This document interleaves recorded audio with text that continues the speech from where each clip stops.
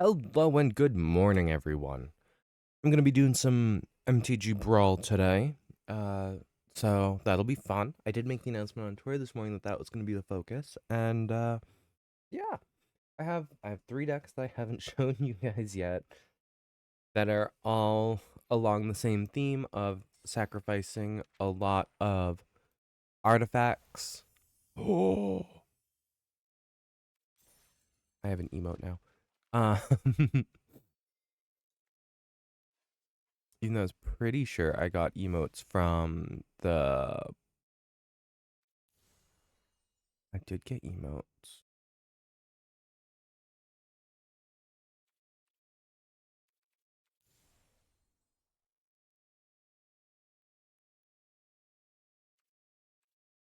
Rip. Anywho, I'm just sad I didn't get the Post Malone ones that I like actively was playing for.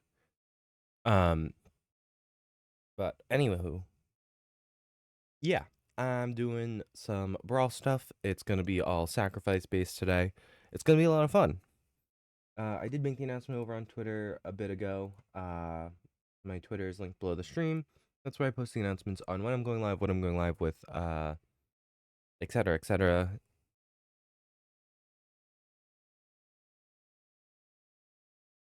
Uh, it's also the best way to reach out to me if you need anything. Um, is over there. Let me also reping this in chat. I also have a YouTube channel. My YouTube channel has all of my VODs. So if you want to catch yesterday's stream that was all about food, nope, storms. It was all about storms. If you want to see some other decks I've done, if you want to see that I played the Lord of the Ring commanders, what I did with Eldraine, you can all check that out over at YouTube. That YouTube is also below and in chat. If you're watching over on YouTube, the link to my streaming channel should be below. So if you want to go to Twitch to check that out and be able to chat with me live, you can find me there on Monday through Thursday at 9 a.m. or 8 p.m. both Eastern Standard Time. I stream 4 days a week, twice a day, so that's 8 streams. That's 8 chances to come hang out and chat with me. Uh, so yeah, go check it out. Also, following on everything is free, so hit all the buttons. It won't cost you a cent. Uh, and yeah, I'll get music on for you guys, and I will be right back. But that is all of my announcements, so I will see y'all in a bit.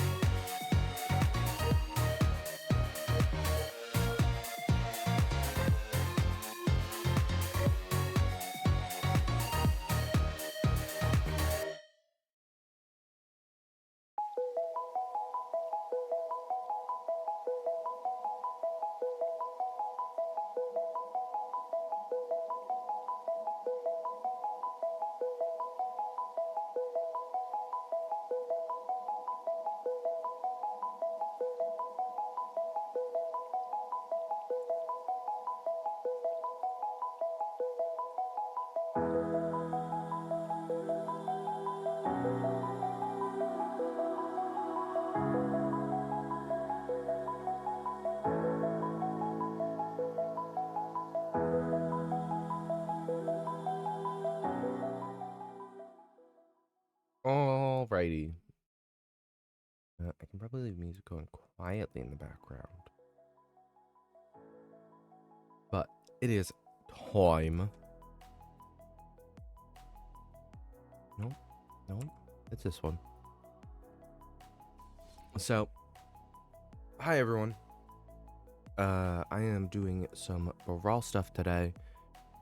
And it's a lot of getting rid of my own stuff. Artifacts are gone, sacrifice artifacts, exile it all.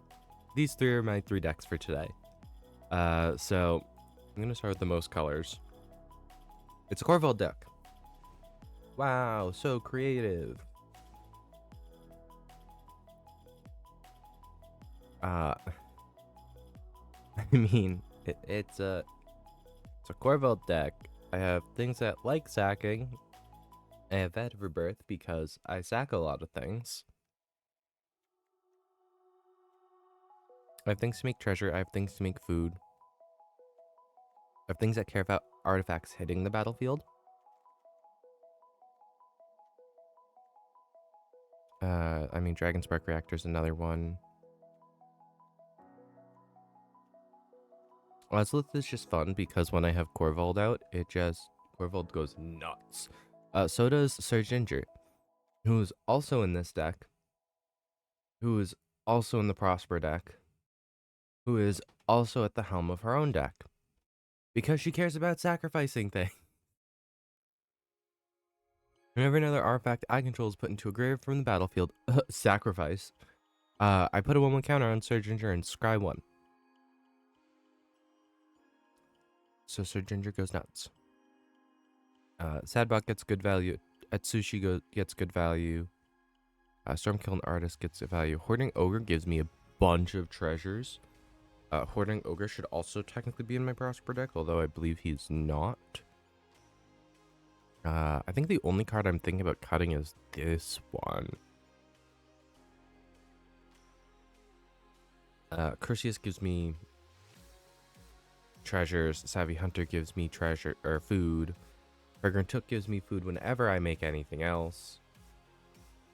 And I get to use the new Overcooked card. Basically, this shuts off life gain from food, but if you have Food Fight, you can just start flinging damage instead for the same cost as you would have gained life. I have played this deck multiple times where it was a situation where I had Overcooked out and I just wasn't paying attention to the whole we lose life part of it. So there's been a couple times when I've tried to play this deck and I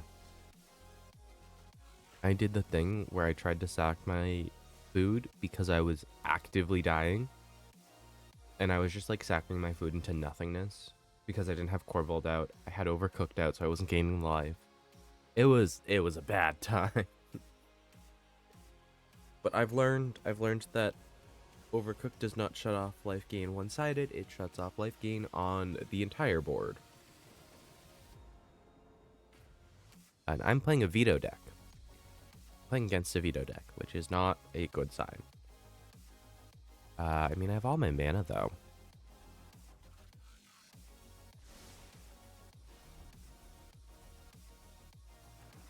I think I'm gonna do Dragon Spark first. Oh yeah, what does this do?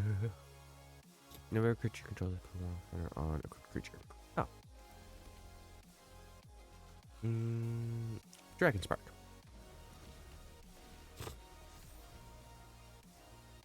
Corval. Veto is whenever they gain life, I lose that much. So if I get Overcooked, I just kind of win.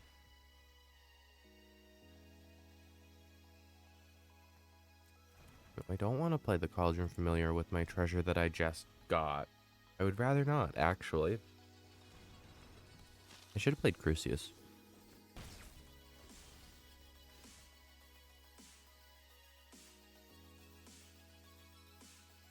Actually, I can do this and play Crucius next turn and get 2 treasures out of him. Because I'll get one when he enters and then one when I get to my end step.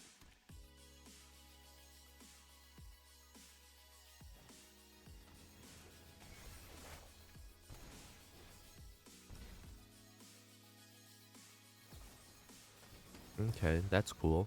Great, we love to see it.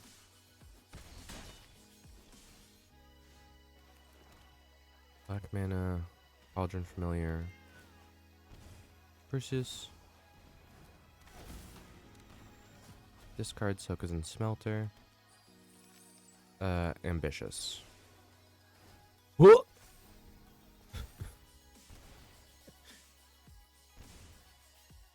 On the bright side, I should be able to 1, 2, 3, 4, 5, 6. I can't even cast Chromatic Ori. What the hell?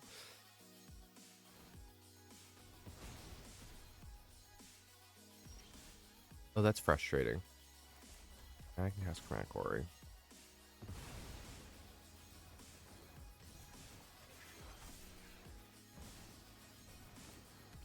Let me do this. Backing the Cauldron Familiar. Get a card. Decline.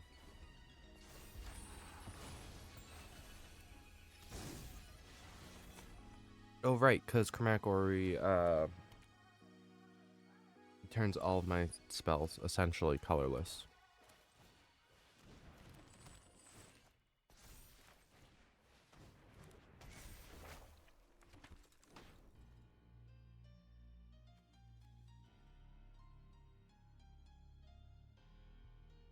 Hmm.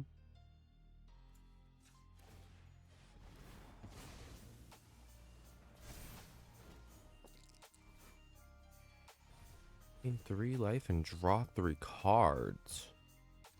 I'll take it. So I don't want to attack with Corvold at the moment. Ambitious. Because it was a CMC 0.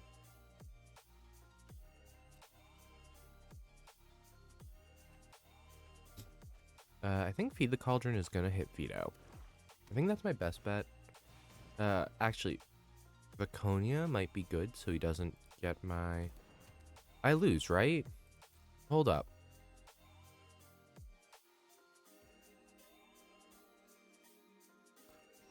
I lose, right? I don't take out Veto right now.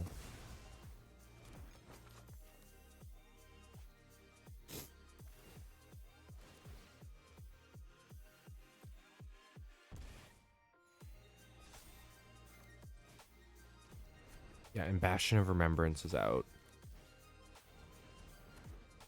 2, 1. Knife Sweet's Revenge is next. I don't think I'm gonna last long enough to actually get to cast it.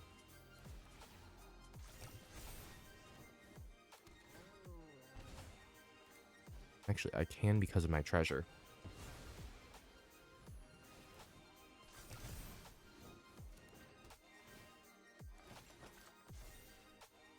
Yo, I am trying. It's 11 damage.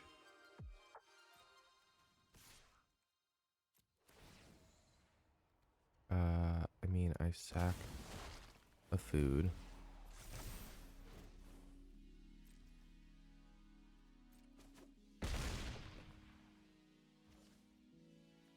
No, I can't do that now. Okay, that's cool. I just lost because I'm a fool.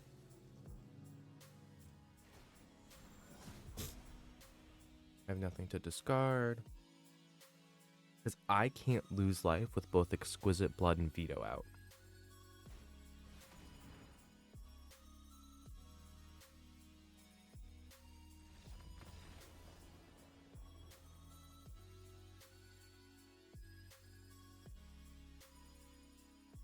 If you're gonna sit there and try to play the combo like 3 times on top of itself, I'm not gonna sit here for it. You had the chance when you dropped Exquisite Blood. No.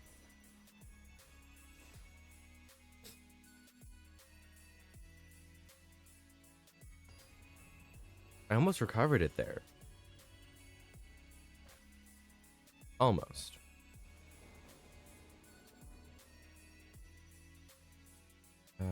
Tournament Witches Oven isn't bad. I don't like that I only have red mana though.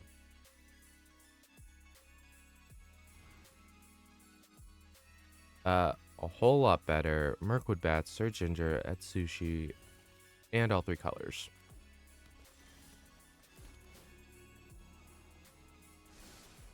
Let's go.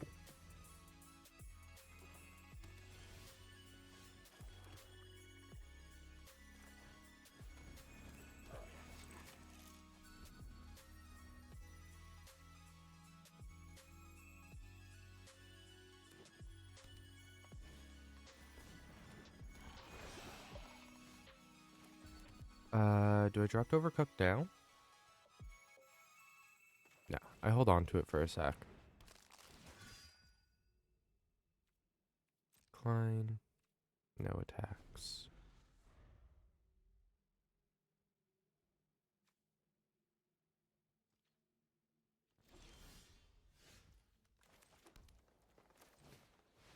Mirkwood Bats.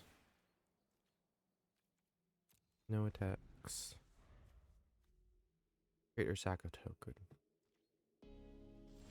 Mirkwood Bats should also be in Prosper, and is currently not.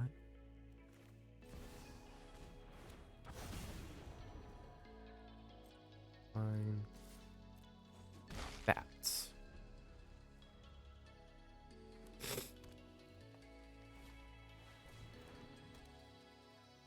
Goblin Charbelcher. Deals damage equal to the number of non-land cards revealed this way to any target. If the revealed land card was a mountain, goblin instead. Oh. Okay, but what if I had some fun?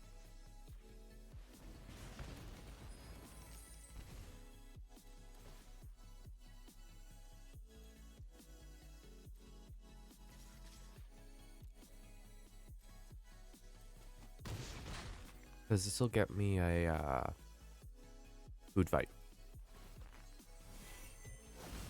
Food fight for free. Let's go.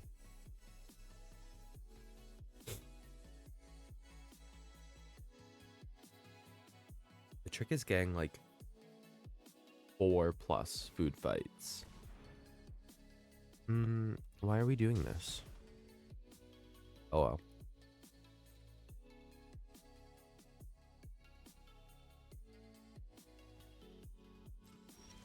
Yeah, I wouldn't put this in anything other than probably mono red deck.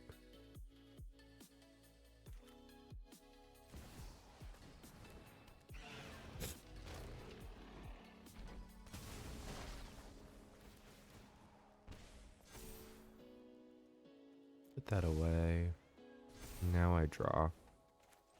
Bloodfell Caves gives me a life that doesn't actually happen because of Overcooked.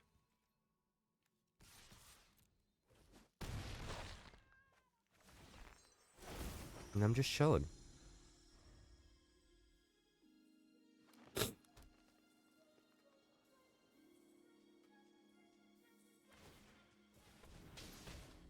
We're really trying to kill the Sokuzan Smelter.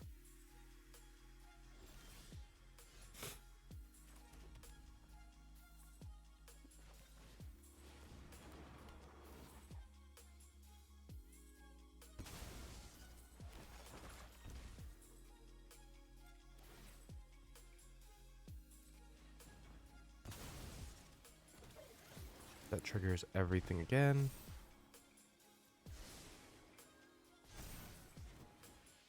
And now I just swipe. Oh no, and I sack everything again?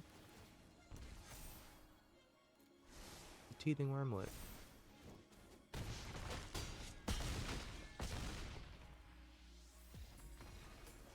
They really tried to remove my Sokuzan Smelter a lot, though. They actually would have been better off trying to snipe out the Sir Ginger, because the first time they did it, they actually would have killed Sir Ginger. Sir Ginger's actually incredibly easy to remove. but I feel like no one tries to remove her until she gets too big. And then you're scrambling to remove her and you're like, well, guess I can't.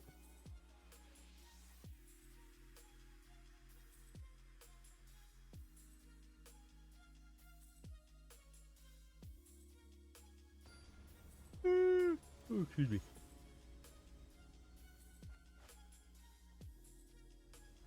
Facing an Edgar deck.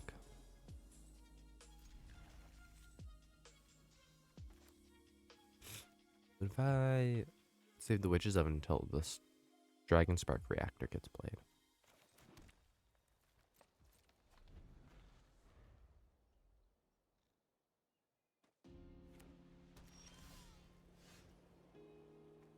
Hmm.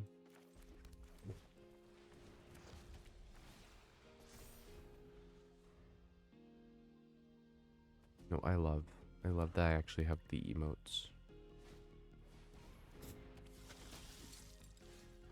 Drop a third mana. I drop Sir Ginger, which triggers Dragon Spark.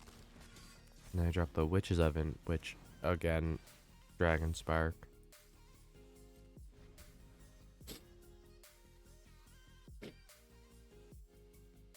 So this deck wins through either Dragon Spark Reactor, combat damage. People often scoop with this deck, or against my deck. Because generating food and treasure are so easy. Both tasks are so easy now.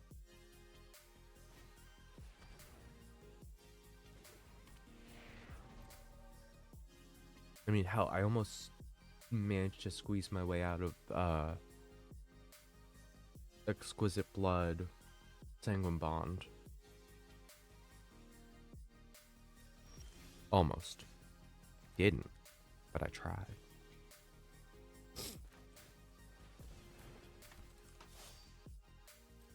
Professional Facebreaker.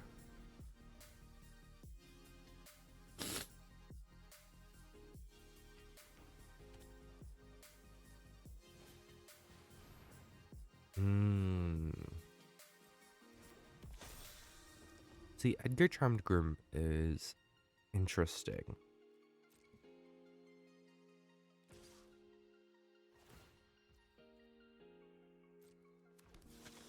I actually won't end up locking this.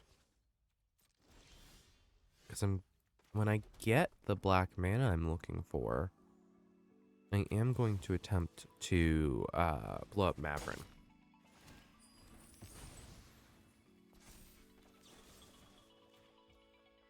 Because Mavrin will give them too many extra tokens. Tempting Witch gives me another food.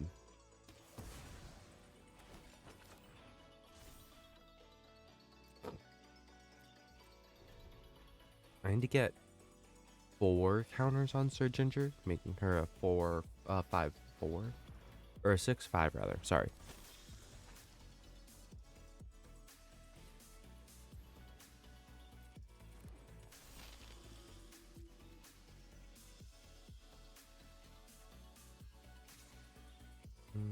I take Edgar damage.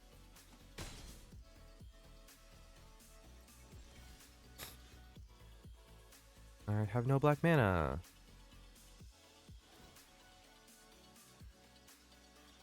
Vampire Scrivener is going to be a problem. There we go.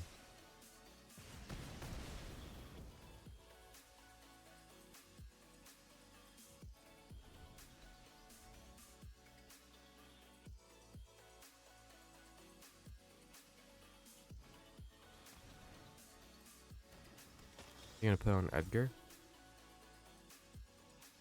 Yeah, I would too.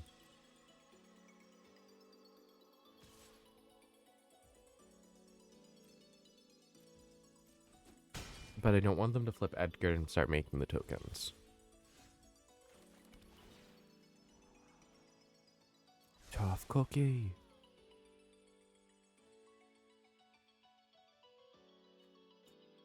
What if I sacrifice food to just gain life? I mean, I know Tough Cookie is right there.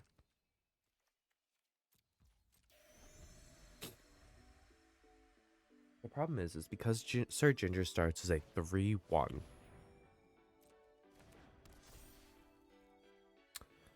Kidding me? Okay, I'm gonna block with the face breaker because I'm not getting it anytime soon.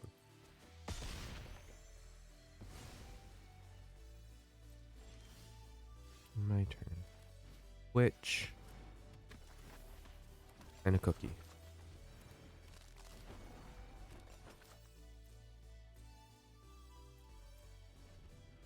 He needs me to have green mana though.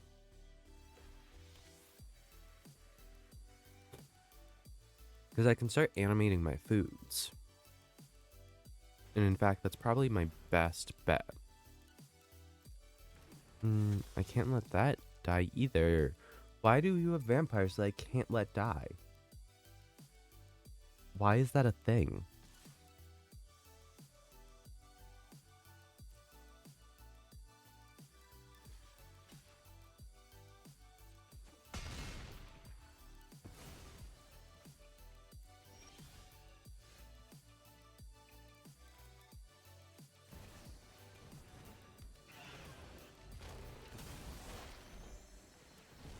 Feed him.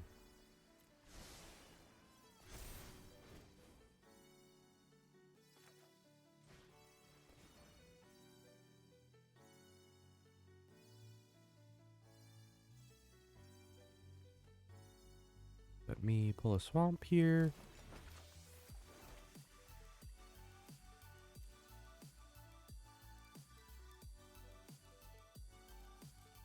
No, because the problem is Vengeant Vampire is going to target Corval, no matter what.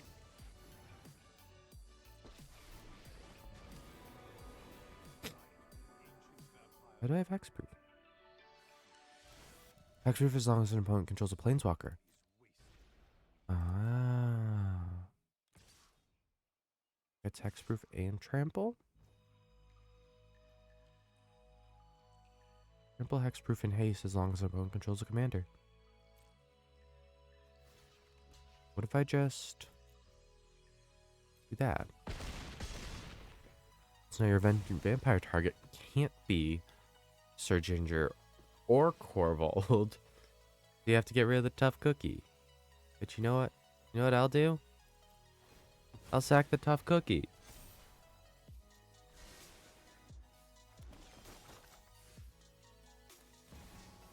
Guess what? Corvold's back.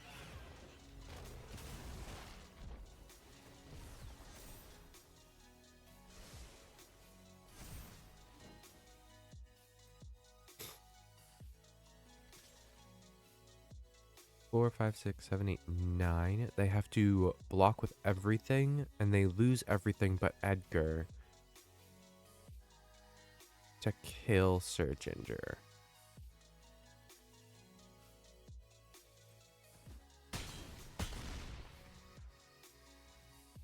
Good. Good, good, good.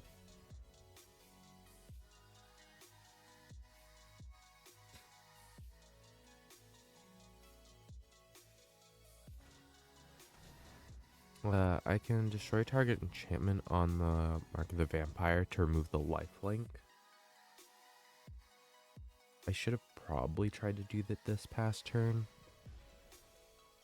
Yeah, because they're going to buff him up.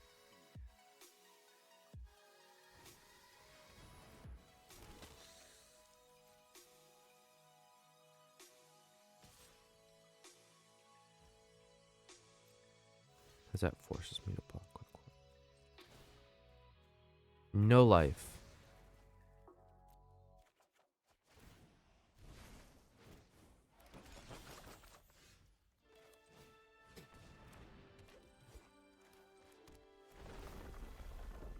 And I make treasures. Target enchantment.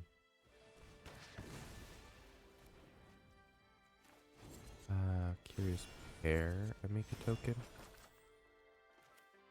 And then 1, 2, 3, 4, 5, 6, 7, 8, 9. Okay.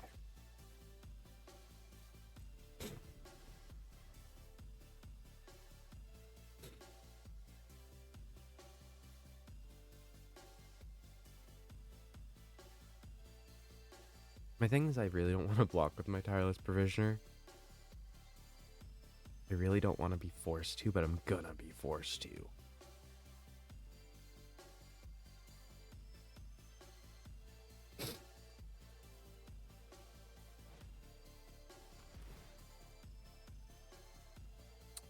Oh, I might not live long enough.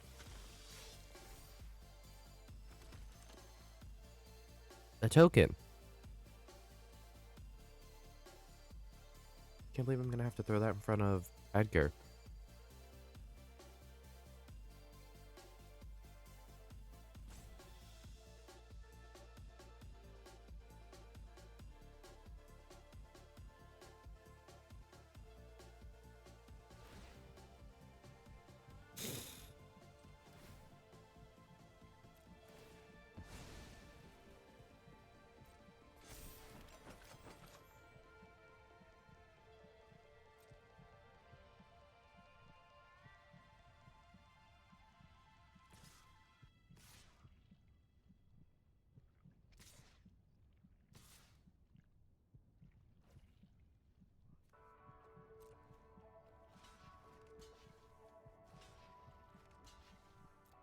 I lose 4, but that's fine.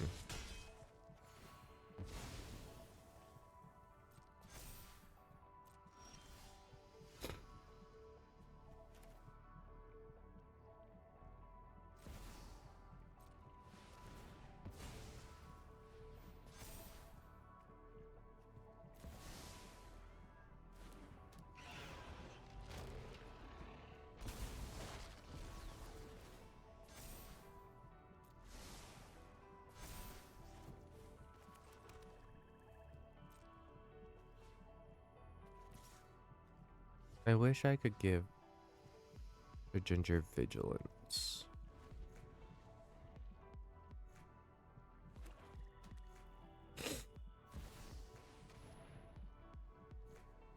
I'm pretty sure I lose, because I can't keep more than 2 creatures on the board.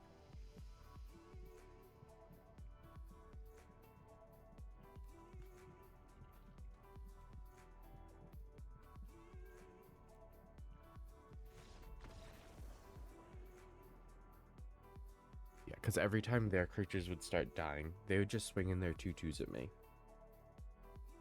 That way, I have to block them to keep my life total above 0. And then Grave Pact, I killed both their creatures. I have to sacrifice both mine. Next turn, they just swing out at me. Because no matter how many food I have, if I can't stop myself from taking damage, it doesn't matter.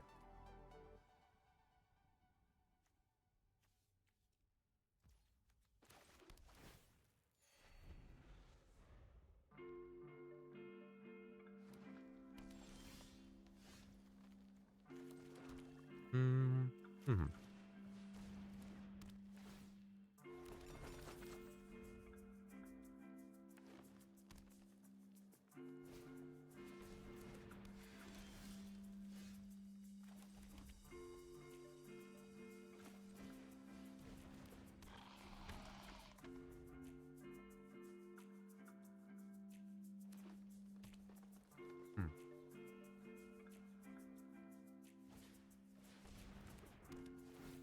I was very confused as to why my Gixian Infiltrator was in the second first.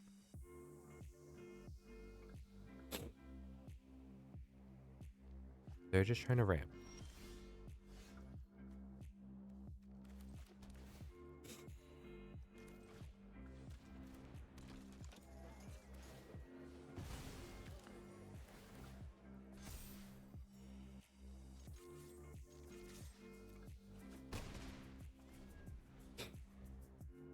They're trying to ramp. They're playing mono green. Or claw whenever Bird Clatter Calcisma attack each creature you control power 4 or greater. It's +1/+1 gains trample until end of turn.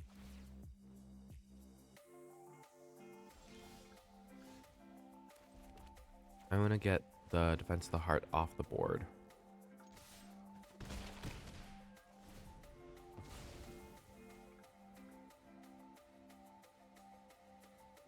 I mean, it's gonna suck, but the sooner I get it over with, the better.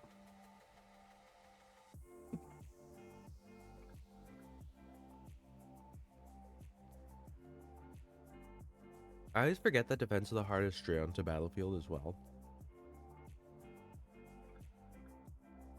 But I also don't have a ton of enchantment removal in this deck. I mean, I could have more because of the green.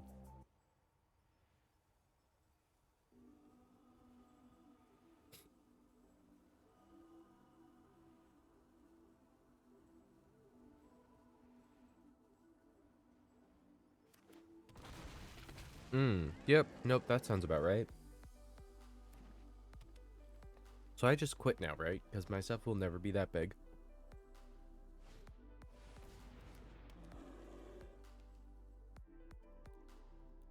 Yeah. Nope, that's game.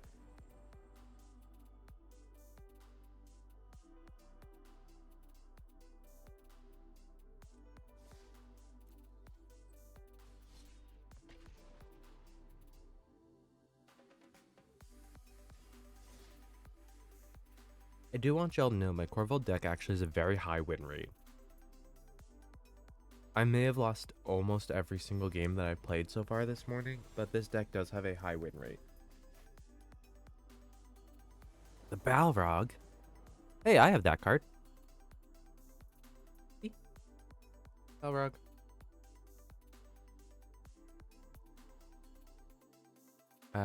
Zeotor's Proving Ground plus Chromatic Lantern is actually really good. And then Zorn Tylish Provisioner is really good.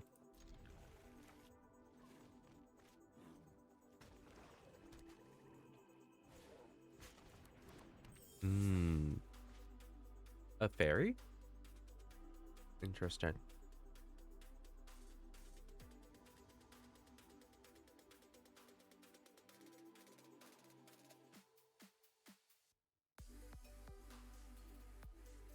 So are they running Rakdos Sacks?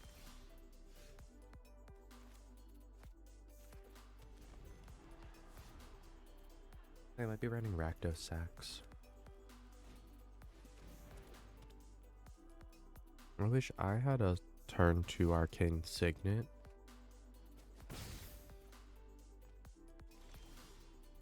I'm only allowed to draw my mountains.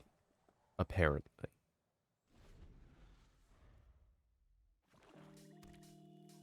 Yeah, because next turn I drop a mountain, play Zorn. Turn after I play Typer's Visioner, then drop the mountain.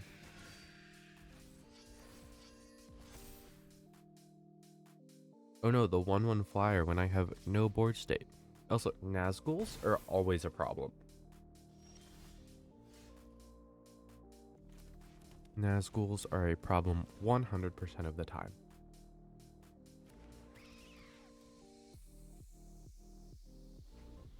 There, Zorn is down. Actually, I have a ton of treasure generation right now. And that's really, really good. I'm gonna probably have to blow up the Fairy Dream Thief, right?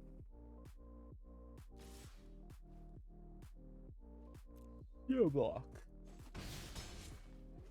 I take damage. Tireless Provisioner.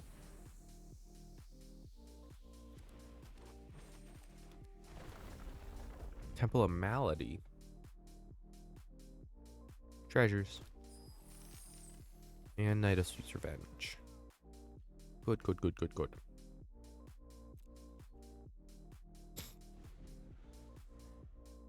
Jund does Jund things. Oh, that's not good.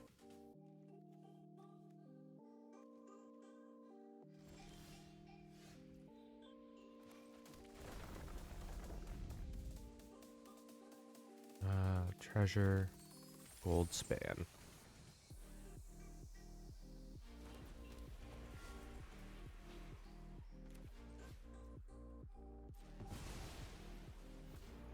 Gotta get that value.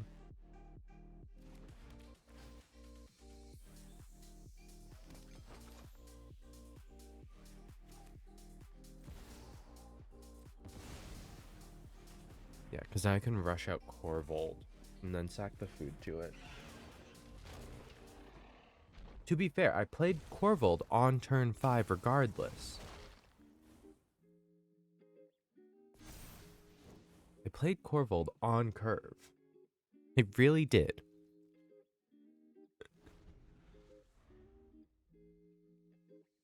Yeah, I need the Witch King gone.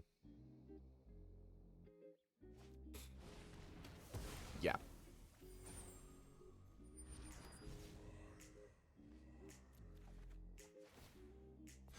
That doesn't surprise me.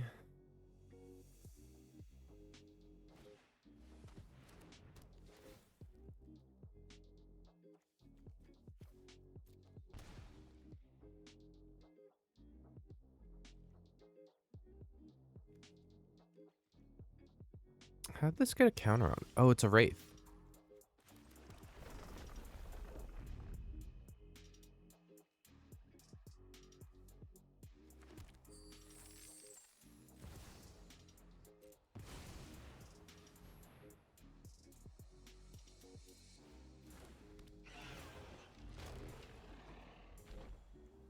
I sacked the treasure.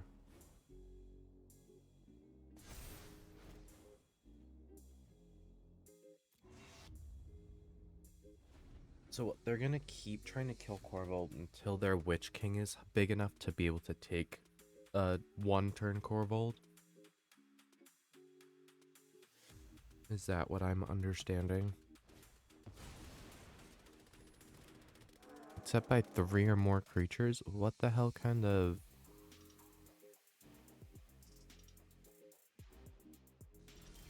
Yes, is that?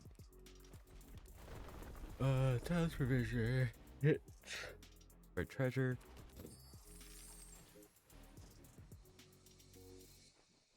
I should have dropped Dragon Spark first.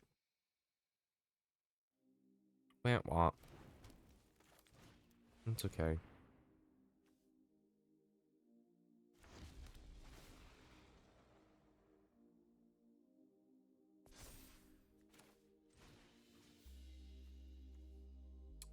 Two damage trying target. I'll take out the thing that I can actually take out.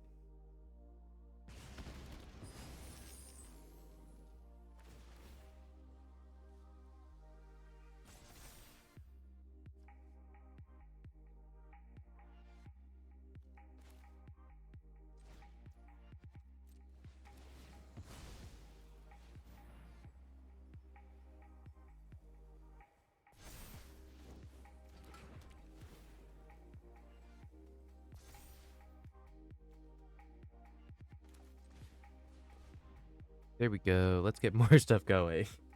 More value. This is like how my Babala Saga deck runs. It's just, and more value, and more value, and... You know, you need some more value. And I go, yes, I do. So what if I immediately blow up the Witch King of Angmar? And Corvold sees all those sacrifices.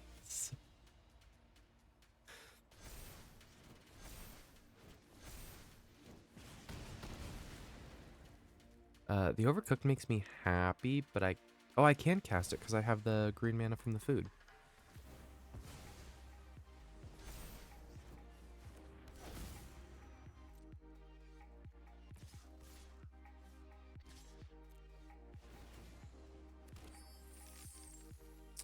And then I sack one of them.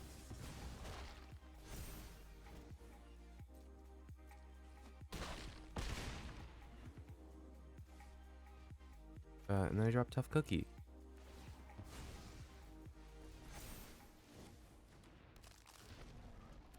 My hand is all lands. But that's okay, because that means Overcooked is just going to start pumping out food.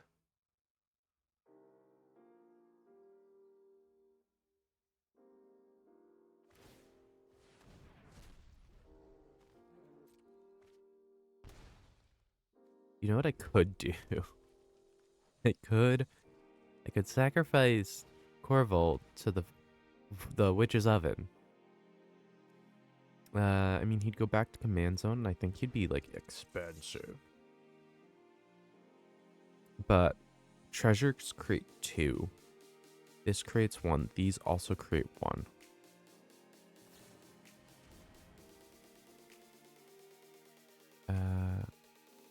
I mean, okay. I hope that this isn't a mistake.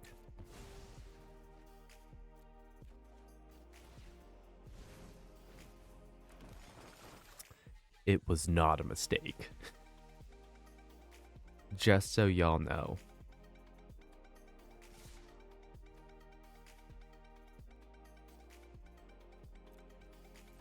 Do I take a lot of damage here? Yeah.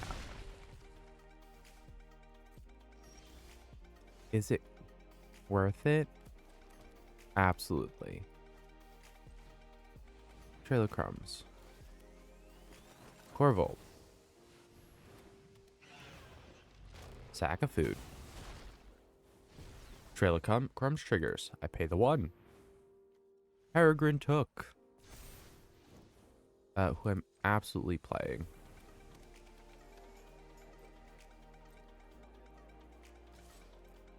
And then I kill you with Goldspan. Yay.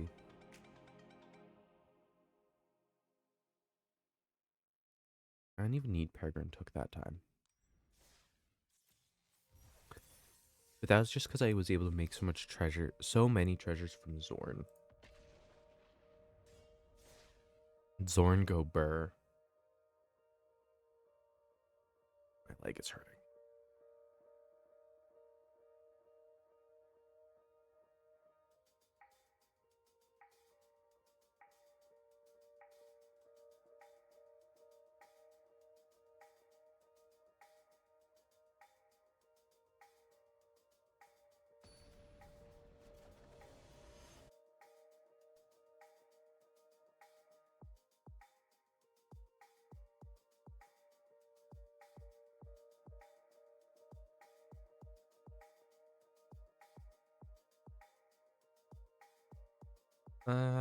No black mana, 3 black cards. All 3 colors, and I can play everything in hand. I like this better.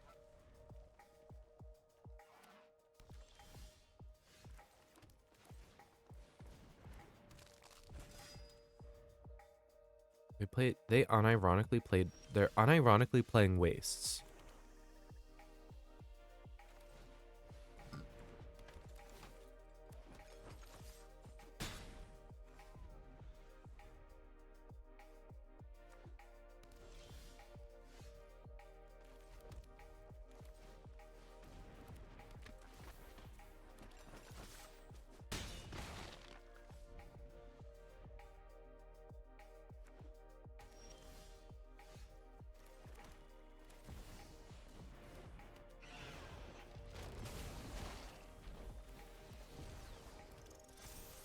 Make a rat, getting sushi.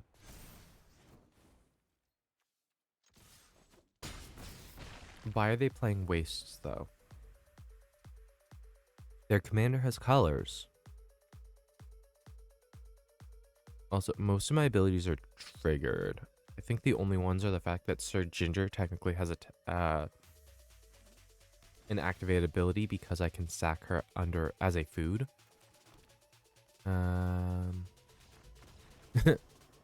I'm pretty sure there's enough damage on board between Corvold and Sir Ginger to kill you. So, that was unfortunate. What time is it? 9:45. I have enough time for one more with Corvold.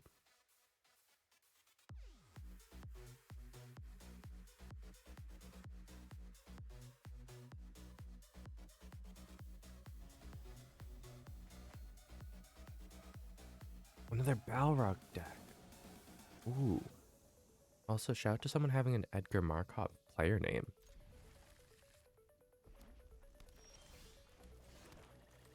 No green man is going to be a little tough to work around.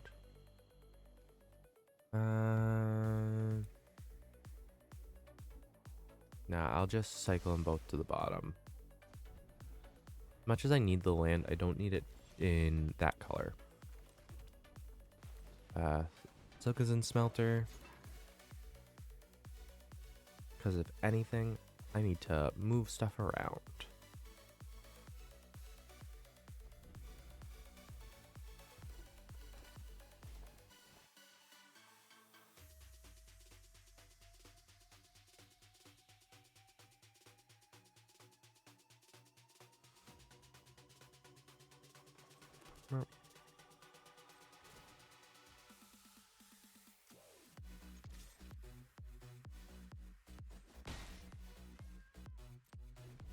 See, I kind of want to sack Candy Trail to itself to get the fact that it is a clue as well.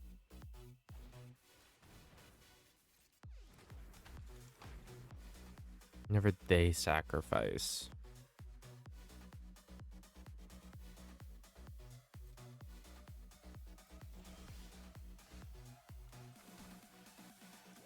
I should have played the mountain.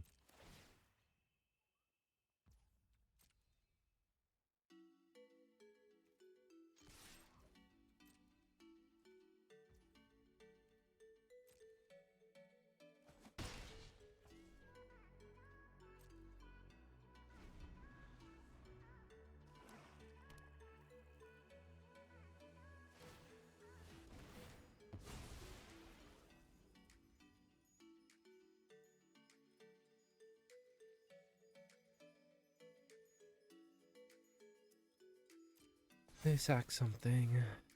Oh. Nice.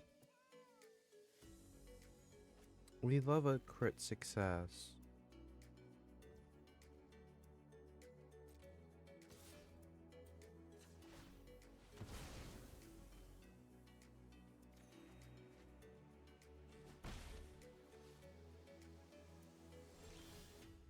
Guys, I drew a forest.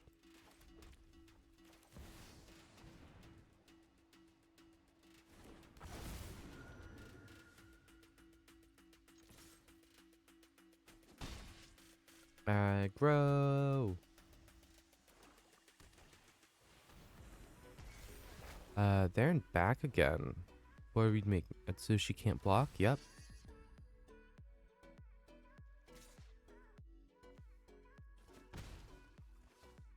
That's fine.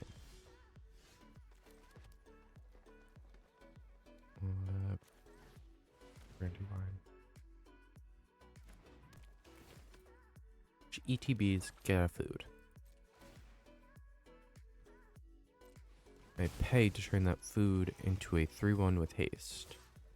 And swing.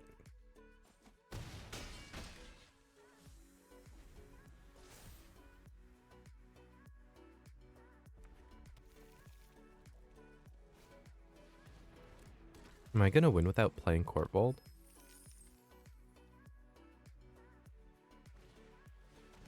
No. Big sad.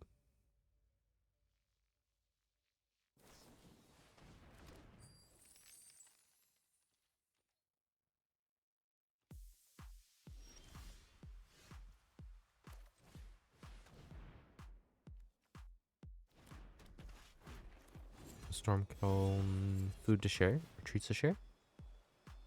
Gives me a treasure and a food. Chart creature with flying. The only creature with flying on the battlefield is mine.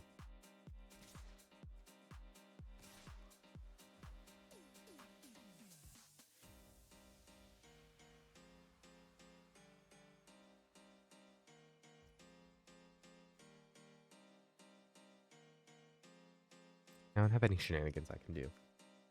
I was trying to figure out how to kill them for get the last 3 damage on them, and I just physically cannot. Because now they have a 6/6.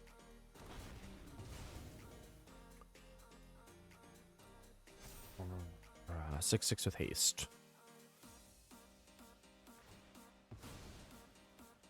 And Feldov has and only deals 5 damage.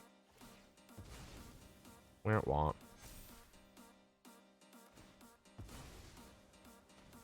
Okay, where's sec. Are we gonna play Balrog? Balrog is super cheap. Yeah, we are. 2 encounters on it. Oh, from Kalain. 2 mana from treasures used.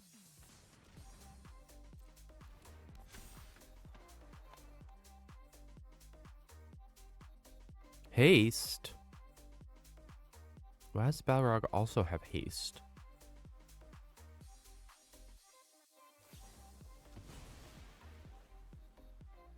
Does he gain a benefit from dying?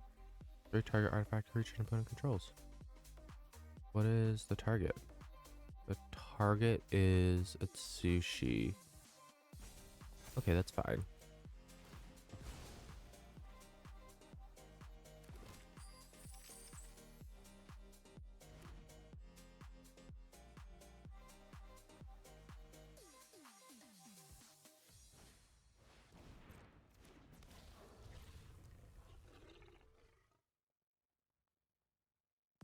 Oh, I think they were trying to guarantee that I can't block Balrog.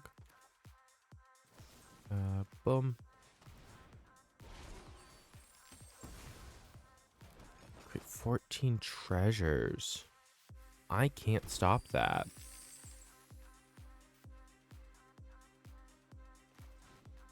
Galagrators.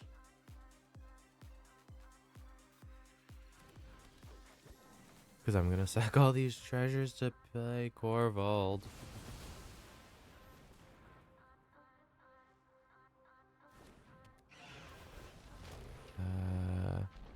Tapped treasure. Sack the treasure. Big braining it up. See, improvised weaponry is good. It's just very late. Because improvised weaponry can get rid of Kalain.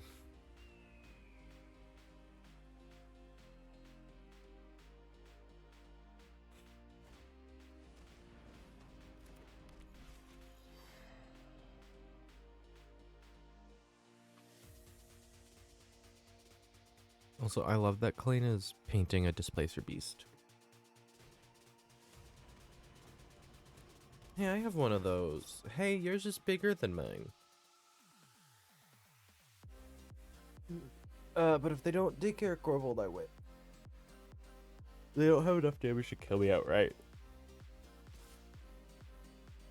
I'm gonna stick you in front of you. That's it.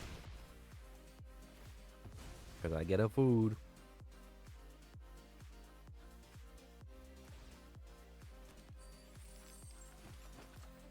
Get one more treasure, but you don't have cards in hand.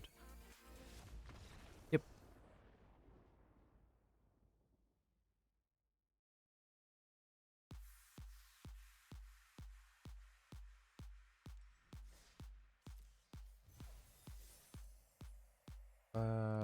But that is the hour with this deck.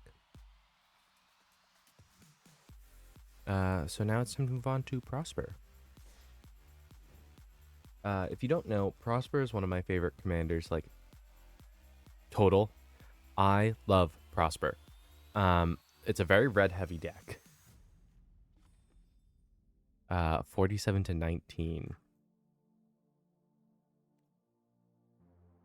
Though I'm not sure why the auto land filled it in for even. But I mean, Sir Ginger, this one has the Oni Cult Anvil, Jury, exile, exile, exile, damage, damage, exile, damage, damage, exile and damage. A token generation and a use for them. Damage, damage, exile, sack, avoidance, treasures. There's a lot of bouncing things around. I have Apex of Power. I crafted Prosper, I crafted Ragavan, and I crafted Apex of Power. Those are the only cards I spent my wild cards on, and that's because Prosper is my favorite. Sorry, I tried to take a nap. What did I miss? You missed my entire hour of Corvold. At which point I got stuck against what was it? It was an Edgar. I faced a Goreclaw. I had a Jury deck. Or no, 2 Balrog decks. That's what it was. And I think there was one other. But moving on to Prosper. Yeah, it's Impulse. It is I exile things and then I can play them later. So my opponent can see my cards. Yes, they don't know the order I'm going to play them though. And that's what matters.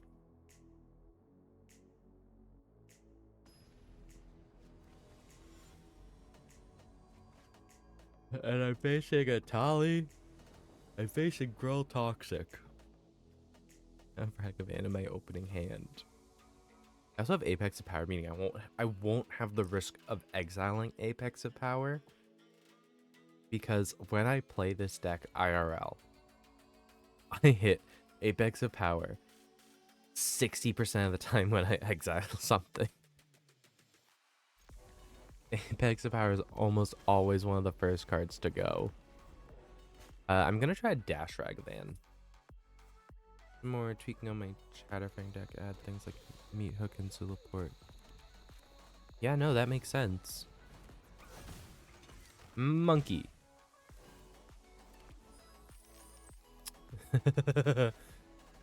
Oh, no.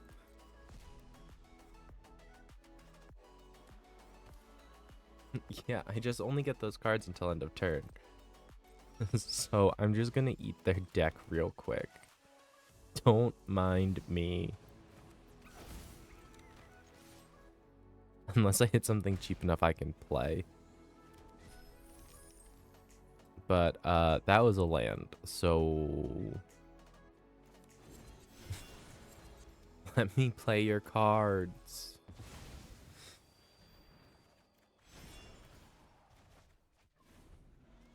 So what? I play the castle and then Prosper? Because I control a mountain.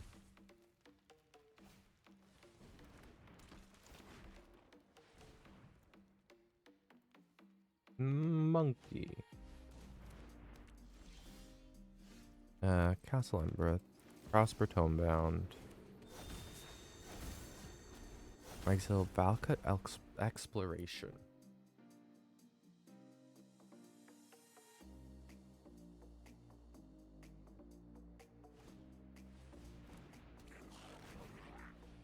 What's fun about this one is that it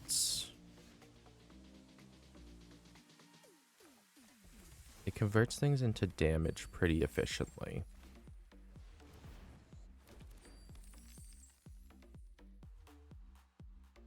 What do? I shock the Archimancer. And Archimancer. And then play the Anvil.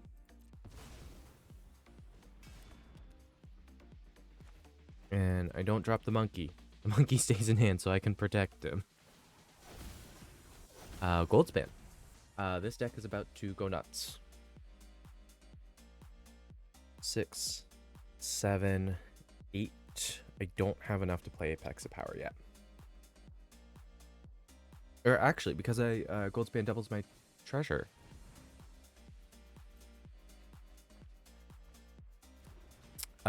Ouch.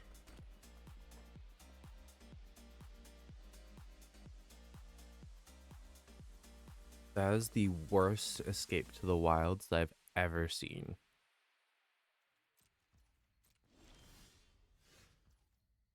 Let's see. Land for turn. What do I exile for Valakut? Man Tower. Well, that's going to turn to damage.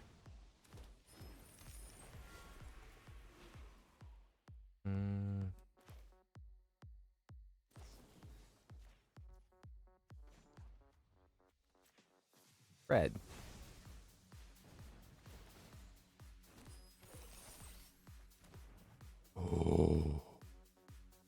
That's exciting.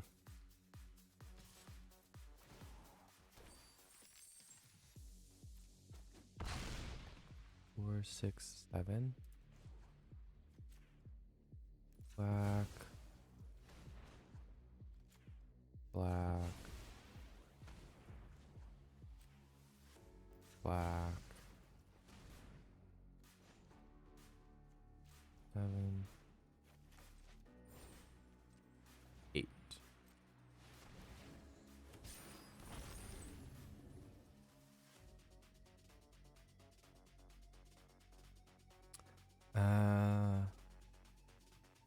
I mean, I just grab a Tali here, right?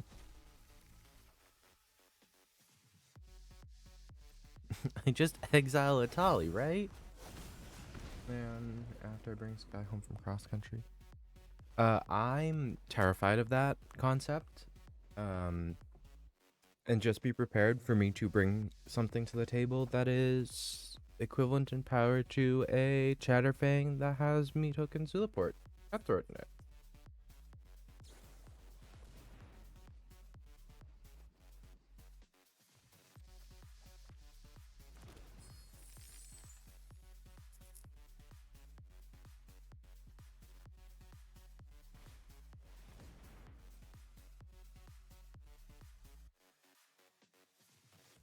And one infinite that we talked about.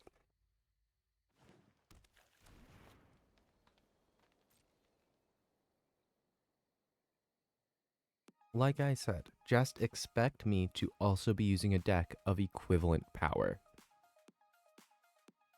This is my Prosper card, right?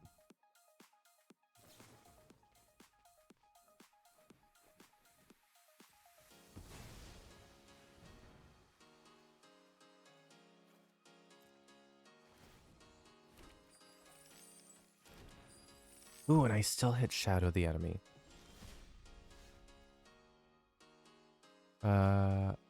Tally.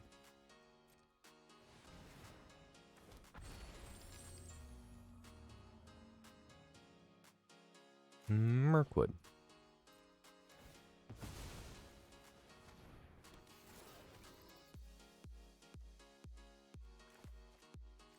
Monkey.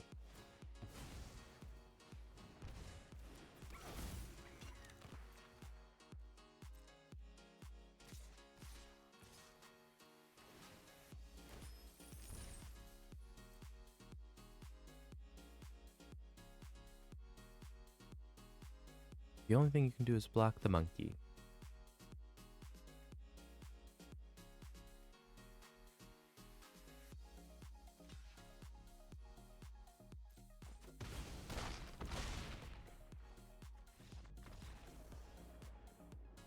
AK, no more holding back.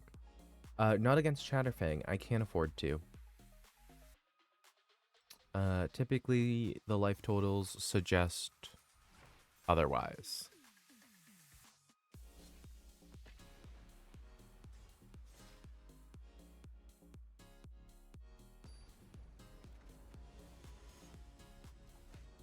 Speaking of Chatterfang, I usually play a lot nicer than I could.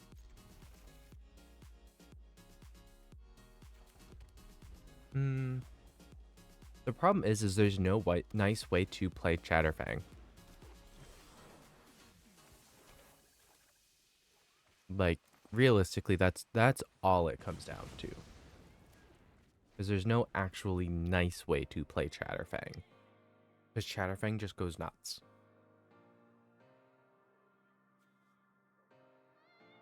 I could have put Chatterfang in my Corval deck. I make enough tokens.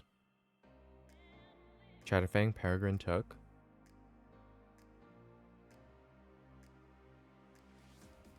Throw in Academy Manufacturer and you get 4 extra tokens on top of any 1 token you would make. My Tiny Defense, I didn't build a Swing Wide Scroll deck, it's actually a treasure deck. Well, that I cannot help with. a braid. Strike it rich.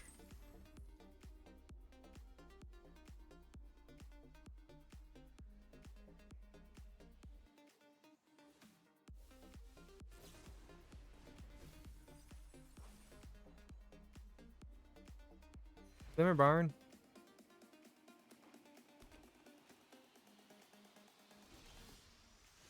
Uh, 4 mana gives me Prosper.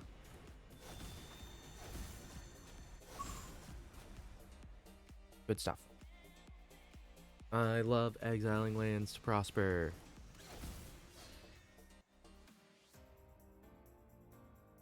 Because I can play the land into the Arcane Bombardment. Ooh.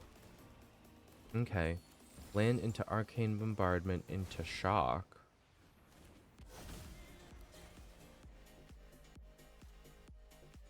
Hoping I can hit the Abrade. Or the Strangle. The Strangle works too. Chatterfang is never gonna hit the board again. Like I said last night, I built it for one reason. I want a deck that could take full advantage of Markwood Bats. Any deck that uses any kind of token generation or any kind of token shenanigans in general, it will always, Mirkwood Bats will always love that. Especially if you're in a situation like a Prosper where you're creating and sacking them all the time.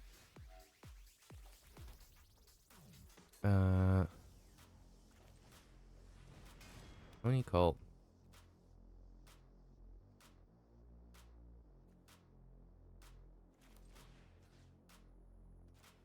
Face. Face again.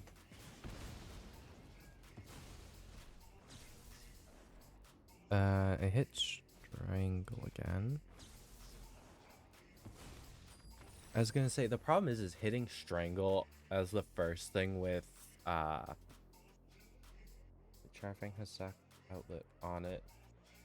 Couch.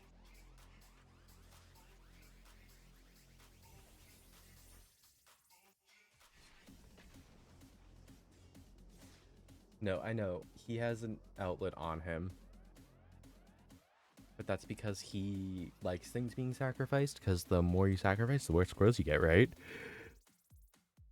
No, he gets something mass X where X is the number of squirrels you sacked.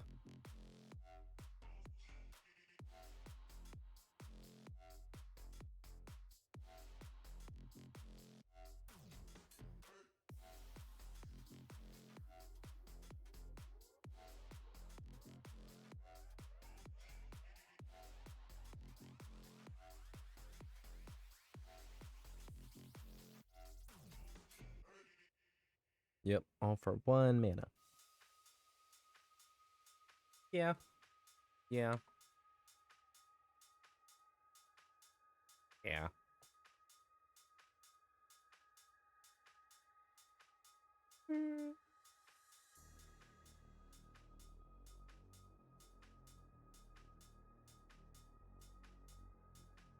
No, Chatterfang is fun because it's whenever you create any other tokens, you create that many plus an additional 1/1 green squirrel.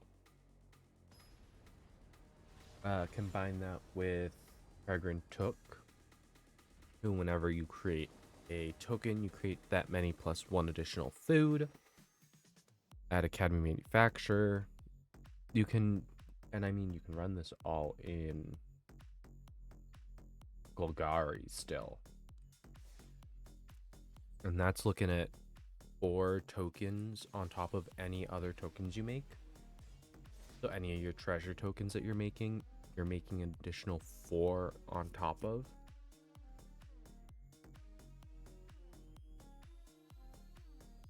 Actually, in the case of making a treasure token specifically, and this applies to Food and Clue as well, because Academy Manufacturer, Academy Manufacturer sees that original treasure try to be made, and it makes all 3.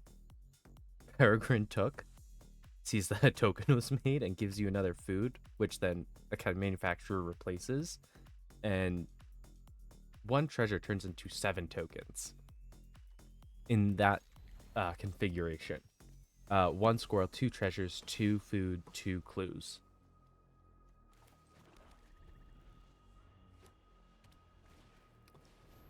So in your case, you can go nuts.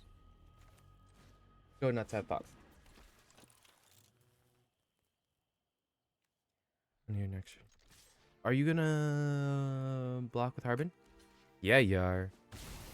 Heck yeah, you are. I have a delayed trigger. Choose one of them.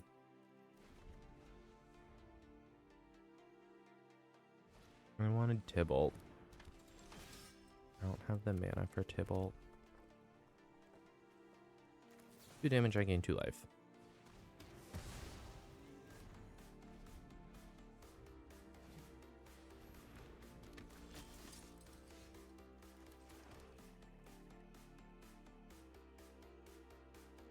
Do I just blow up their card again?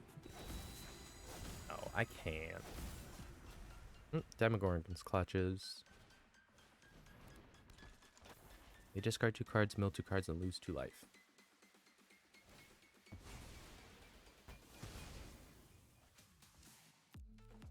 Excuse me? Why is that a thing?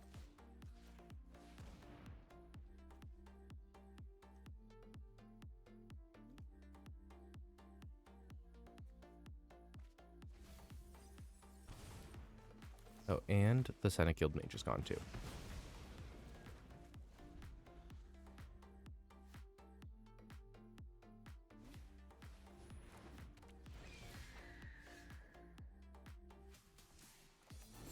Damage to any target.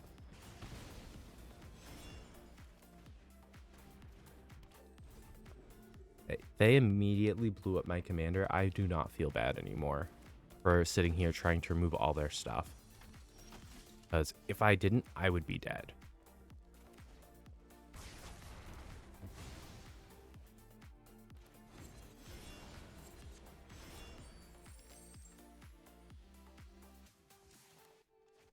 I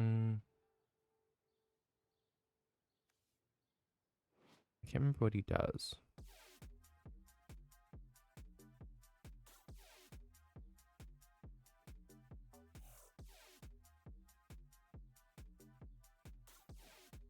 I think I should not have played him. This guy actually shouldn't be in my deck. Simply because he doesn't actually do what I want. He doesn't keep it in exile. Peerless Plunder is in there too with Chatterfang's ability. That's another infinite. That's 2. What does Pitiless Plunder do? Is that whenever a creature dies, you gain a treasure? Is that the one that I'm thinking of?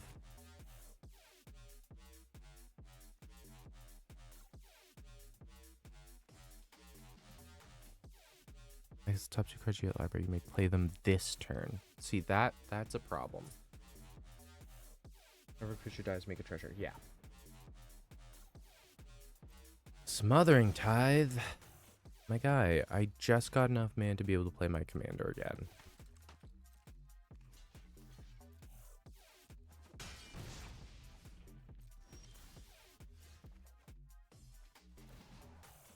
Resolve, decline, next. Up. Do that, do prosper. End turn.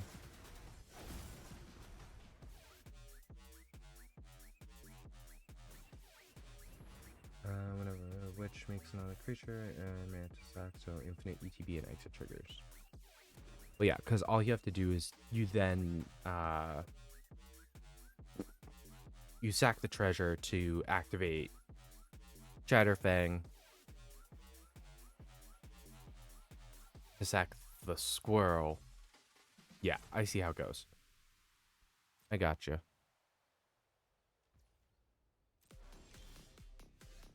Draw. Resolve, autopay.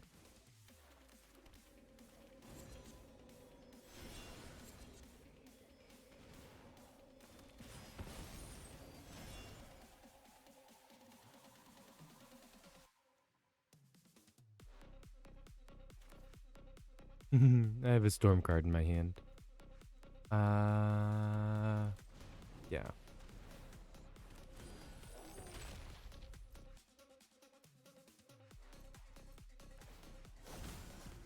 Alright, Prosper is technically a storm deck.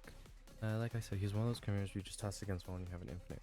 Yeah, hence I cannot afford to sit here and try to take it easy against a Chatterfang deck.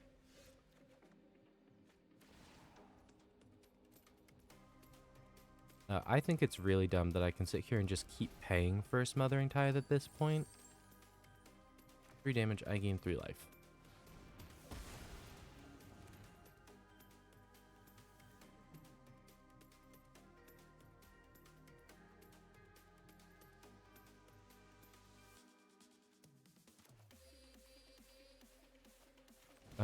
Virtue of Courage makes no sense. I can't target them.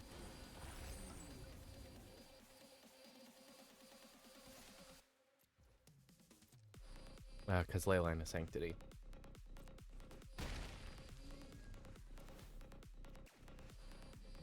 But I can steal their cards.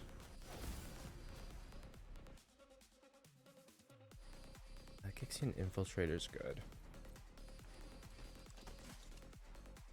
I'm really happy that Denick doesn't target not Graveyard. I'm really happy that he only targets Graveyard. I don't mind losing Prosper here.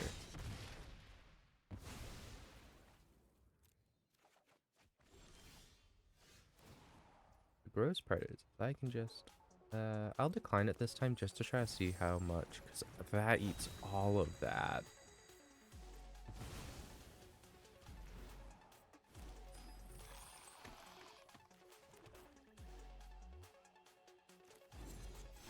Great treasure.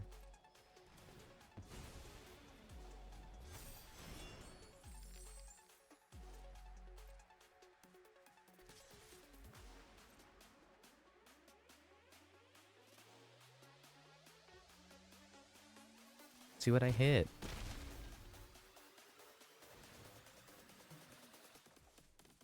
Oh.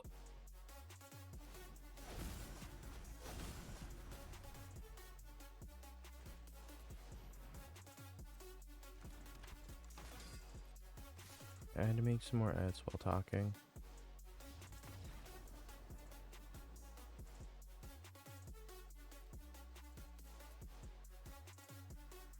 I had the 2 boots in just to try to keep them safe. That makes sense. I mean, about 20% of your Chatterfang deck should be devoted to protecting Chatterfang.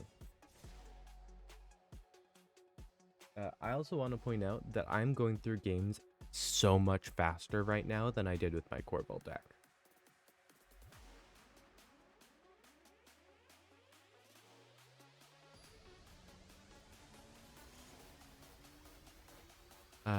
Ooh, against Ziatora. So I'm Rakdos Sacrifice against Jund Sacrifice. With their sacrifice being creature heavy. Add Beldros. That makes sense though. Do I turn one ramp or do I turn one scry?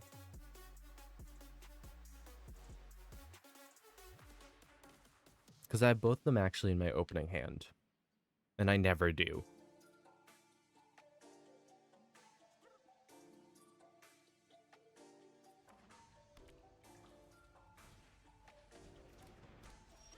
Ramp always. Okay.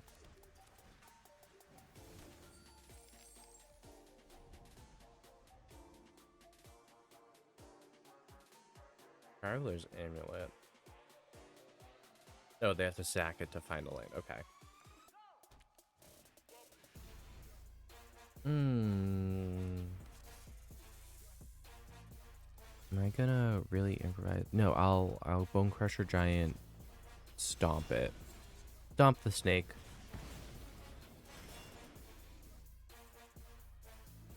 Stomp the snake. If I don't draw a land though, I'm kind of in a bad situation. If I do draw a land, I play Prosper. If I don't, I'm I'm in trouble. Actually, no, because I have Sir Ginger right here. So if I can't play Prosper, I can play Sir Ginger to try to sneak my way through. I could also Oni Cult.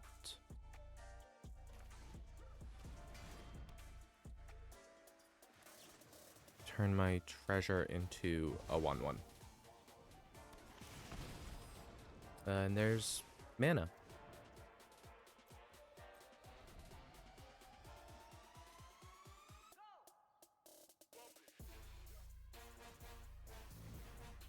A Scoot Swarm. Now they drop their land for turn. Where's End the Festivities when you need it? Gain a life. Sir Ginger. Sack an artifact. Sir Ginger grows, and I find a command tower. Heck yeah.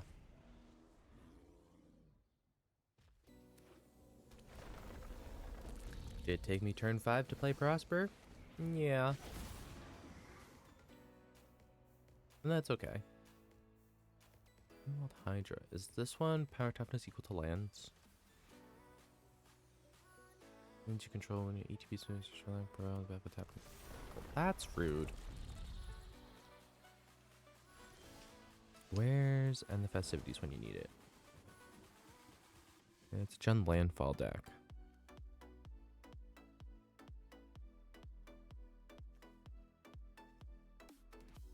Yeah, that's what it's become, even though I definitely would have used like Windgrace over Ziatora personally.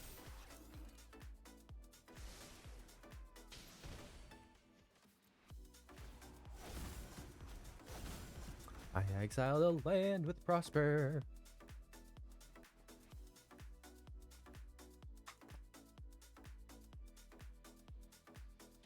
Also, in my defense, usually if it's Ziatora, it's going to be a Jund sack deck.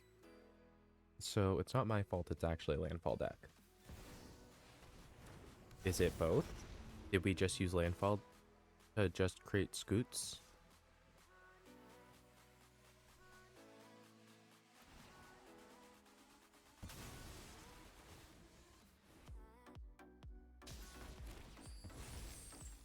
Oh no, my artifact hit the graveyard. My concern is when they sacrifice that Elvenwald Hydra, it's that Ziatora is just gonna blow stuff up.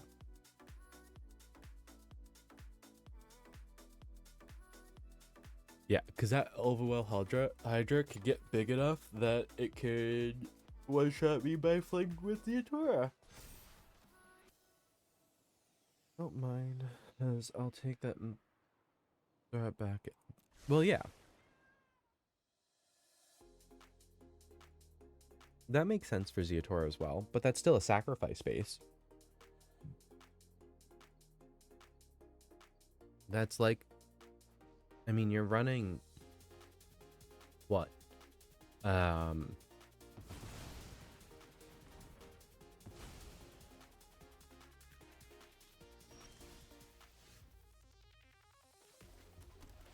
That was insanely rude.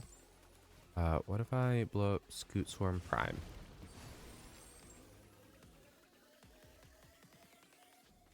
And the other Scoot Swarm.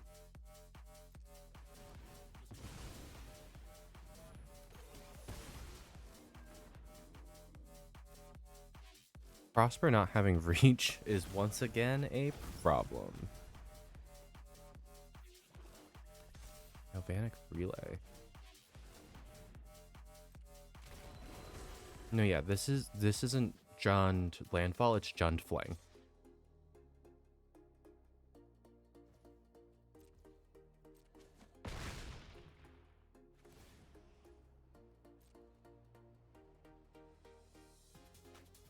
Gonna sack Yargo and Multani, because that's 18 damage to my face. Nope, we're gonna go with the 7.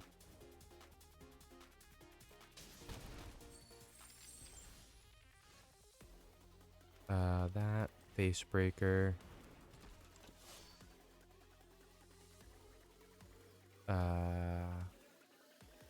3 mana left.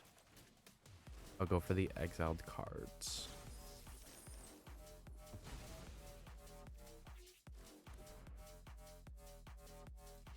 Yeah, because I can't play them until next turn.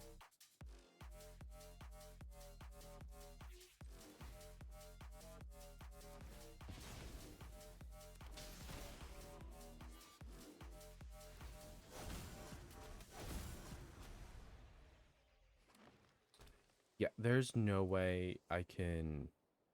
Yeah. No. The problem was is they took out my Sir Ginger, so I stopped all my scrying. I didn't realize how vital...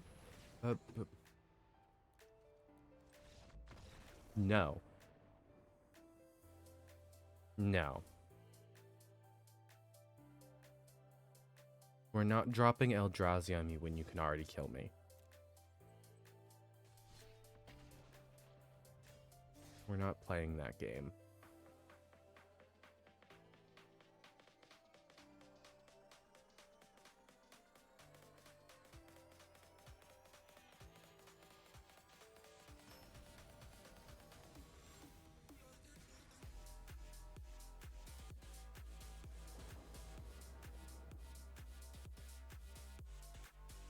School Summit. I have Big Spender.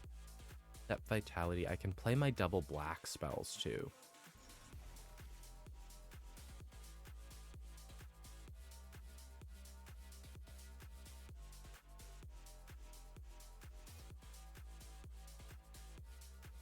Is there an audio visual delay?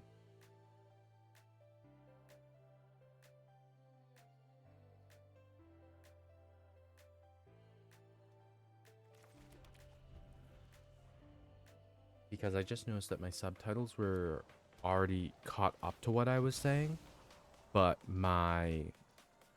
the actual image of the stream was not. So I just want to make sure that that is actually the case, or if everything is lined up properly.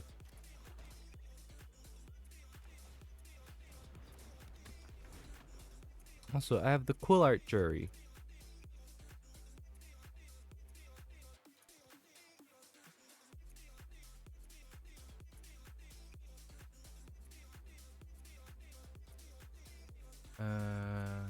Big Spender.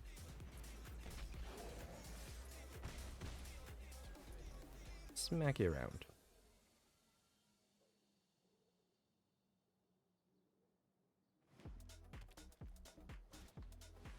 Urabrask's Forge.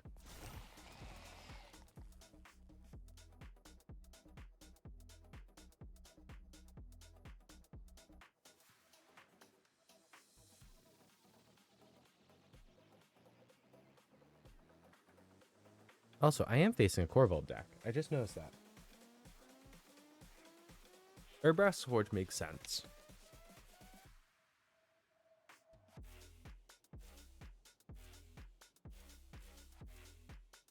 But my Corvold deck is specifically built around the fact that I sack artifacts.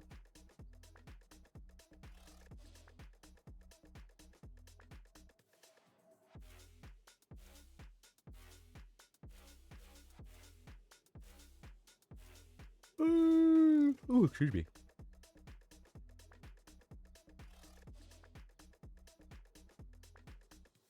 No, I think the idea of a... What's the card? Of like a Betrayal Fling deck.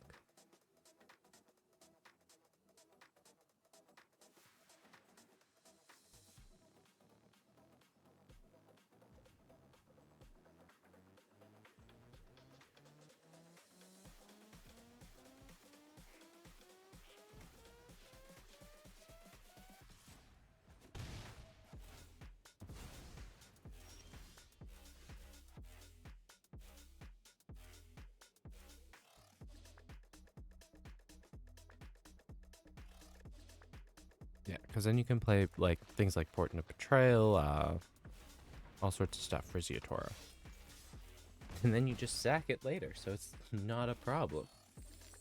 You steal their stuff and then make it better. Oh, okay. So now I have the anytime I do combat, I get treasure combo.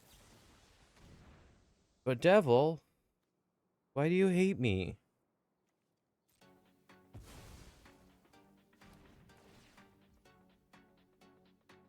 Why do you hate me?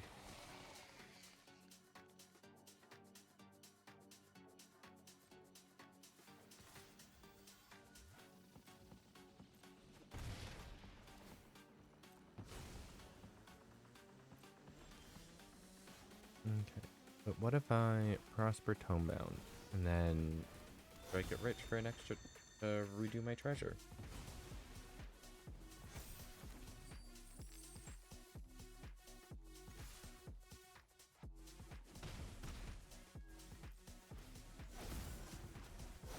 Ooh, and I hit a land.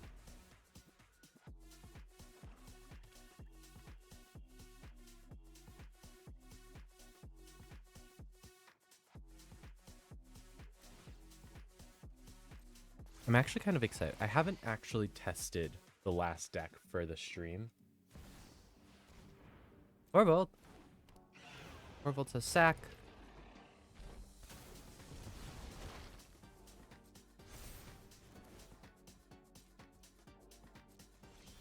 My turn.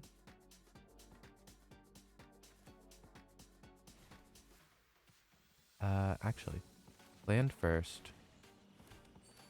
Havoc Jester.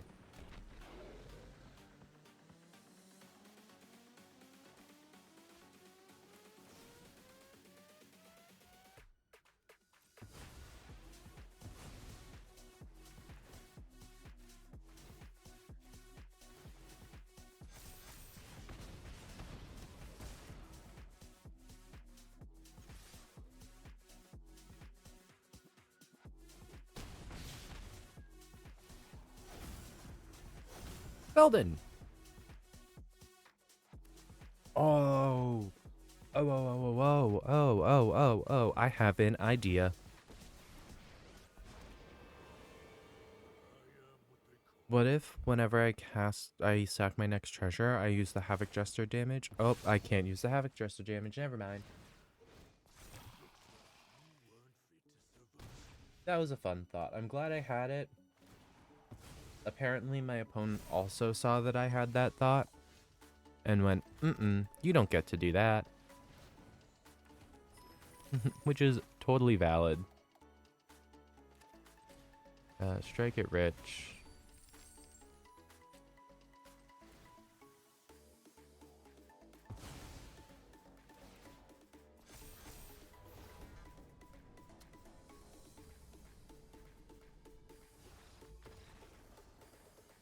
I was trying to make a decision and you just quit. No. You weren't supposed to do that. You were supposed to be the Corvold deck that makes my deck look like a sham because you have green power. You have actual Rampic. I just have treasure vomiting. Italian ruler and protector embrace the Fae, unleash a terrible sleeping curse upon Eldritch to defeat the Rex. Daughter Obura is fast asleep, but just as deadly and just as kind.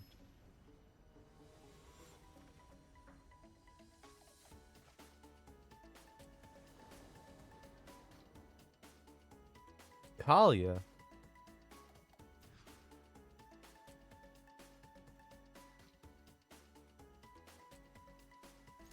I guess now we're seeing what I can really do, huh? Has my Prosper deck moved into Hellq? Is that where I'm at? Because I'm pretty sure Kalia's designed a Hellq. That's okay. I'm gonna Ragavan. Monkey time. I hit a braid. That's fun. Buy a braid. I know that my monkey will not be abraded.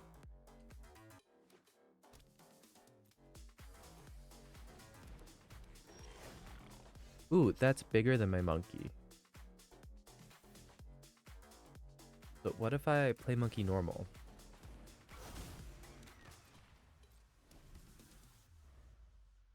The monkey is out, and the monkey's just chilling on the board. I don't think I'm gonna keep the monkey.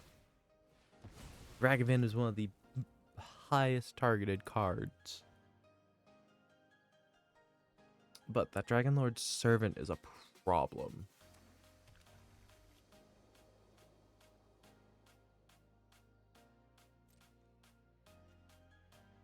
Too bad Ragavan's a triggered ability, not Oh, I can play Prosper this turn. Not an activated ability. As if... Oh...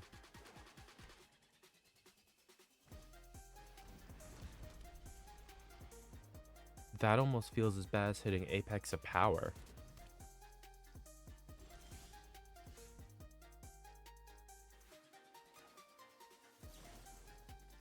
I'm gonna Sorin's Thirst and then Flame Blast Bolt. And they quit. I wasn't gonna play the Arcane Bombardment. I was gonna try to play everything else.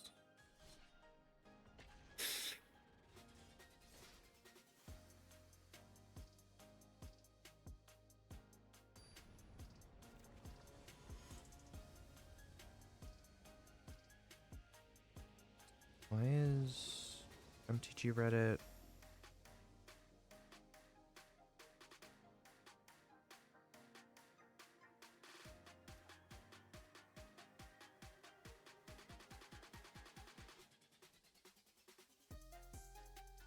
Okay. Feldon is the only card I can actually play out of this.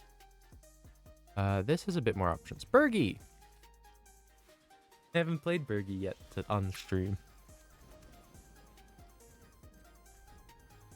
If you don't know, Birgi's fun. I can actually use either side of Birgi, but as a true Birgi player, you gotta play the front side. You gotta play Birgi yourself. Because then she just starts spinning out of control. I could use the horn.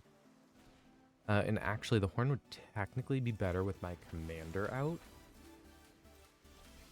But getting value on value is what I prefer. I also need to be careful. They're going to try to manipulate day-night. And they're running instant sorceries.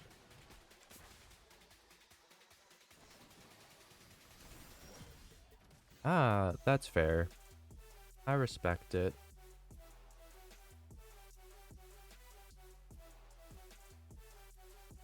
Resolve decline.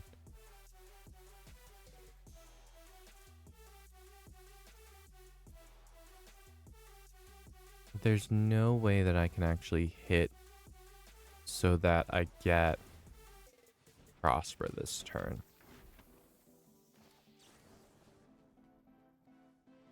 Two damage to face.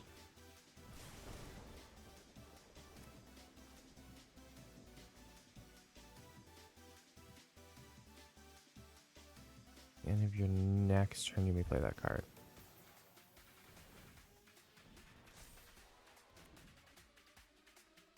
Hey guys, if you didn't know, Prosper's a storm deck.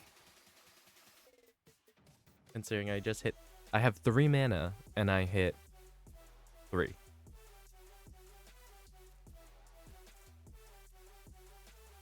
I hit 3 on the storm count.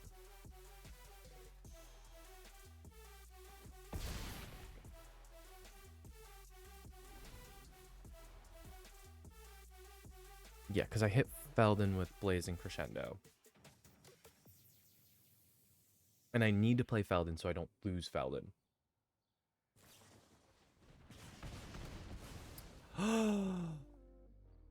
My Birgi.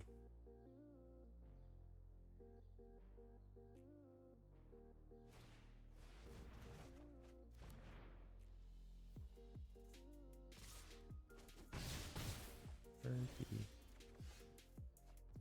Oh, and I drew the mana and everything? Fine.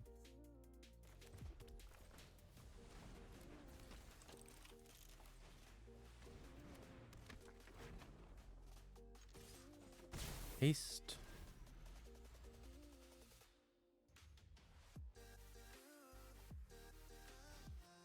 Yeah, I'm worried for the moment that Vadric starts growing.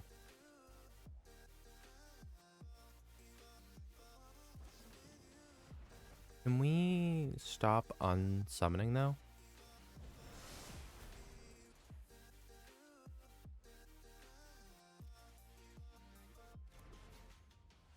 I mean, they're probably also playing a Storm deck. So I shouldn't complain too much.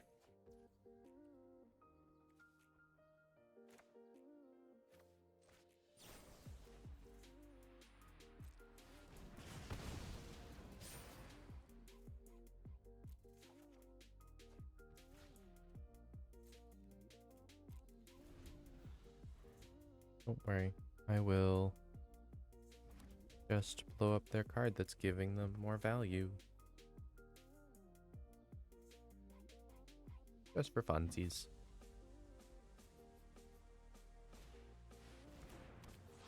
Najal, the Stormrunner. But yeah, Felden can't block. Sometimes I forget about that.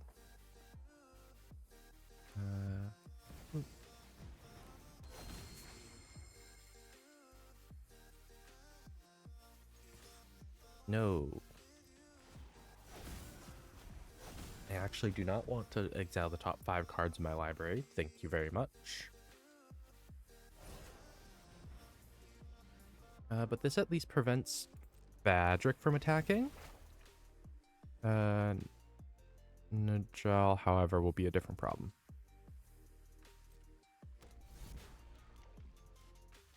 Felden's cursed. Revolve in the Noble Thief. It just gives you treasures. Oh my goodness. And it's an uncommon? I need one more Inciner's Sorcery in my graveyard. Like that.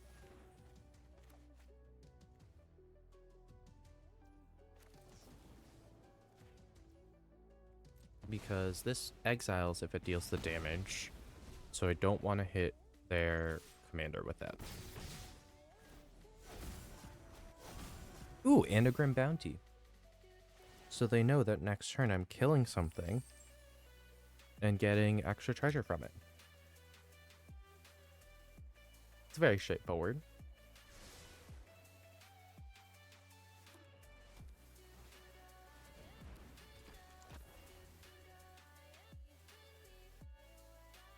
Also, we love the Oversold Cemetery card sleeves. Or at least I do. I think they're really cool. I really like the new art for Oversold Cemetery.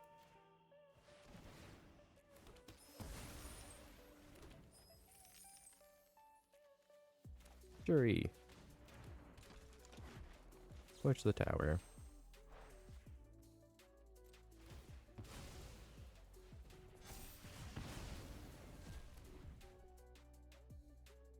Yes, my 2 damage I get in with attacking.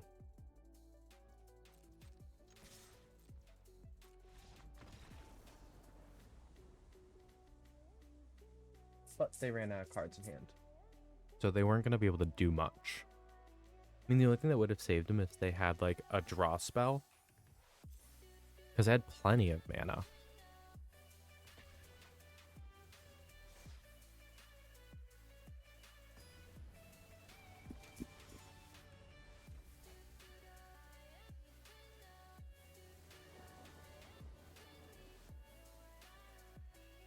Hmm. 2 mana kind of gets me started. I still need to pull Viconia out.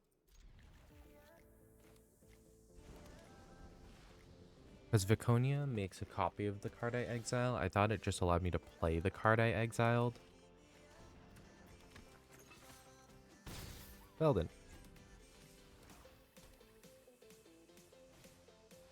Actually, I thought I thought about building a mono red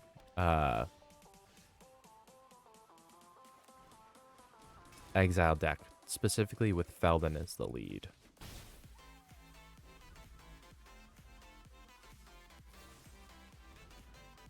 Oh no, my Feldon. Guess what? I gain life.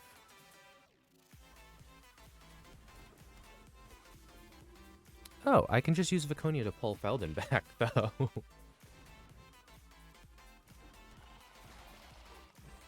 I can abrade Glissa.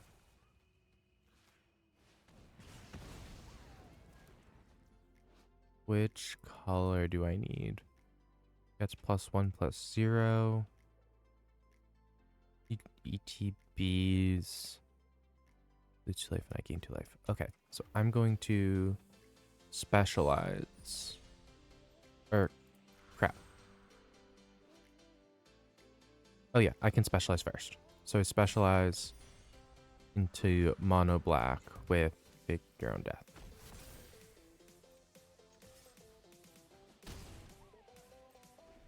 Because that makes Viconia bigger. Plague Crafter, thankfully, I didn't exile anything with Viconia.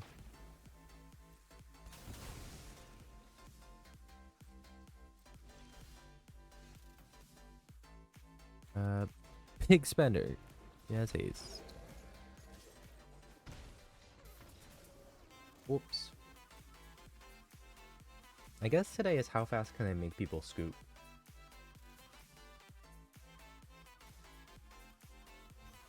That was not the purpose of this stream, but that's what's happening.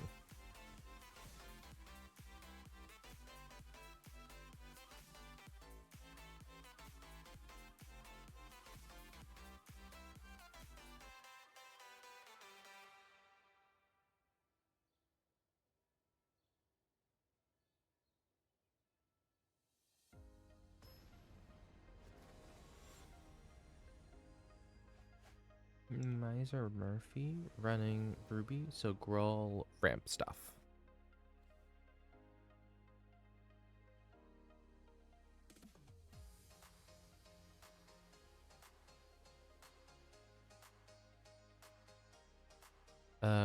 Big sad that Grabby Giant's in this hand because I need to mulligan. Big sad.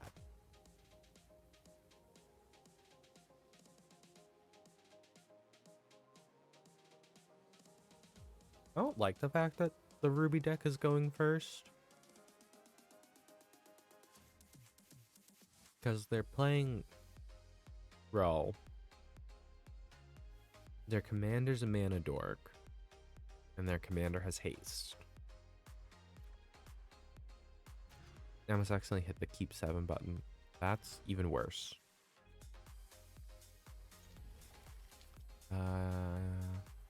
Guess I'll get rid of Ren's Resolve.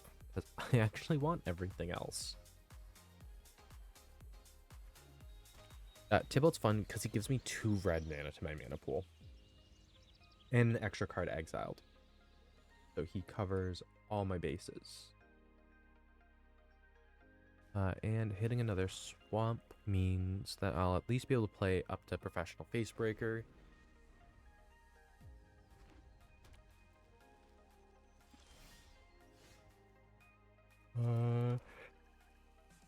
I played my swamp.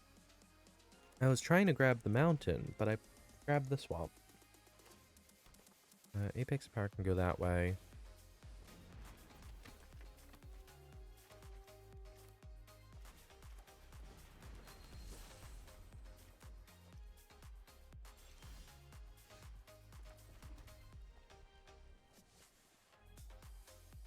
I mean...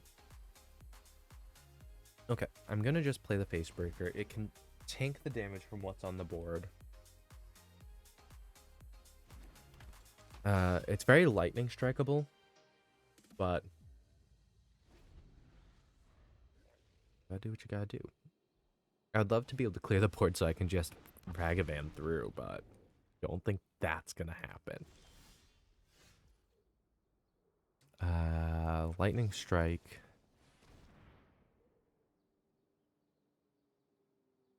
A Hellkite. Because then I swing with Professional Facebreaker, and I have 4 mana next turn for Prosper. It guarantees Prosper next turn. Which is all I'm looking for right now.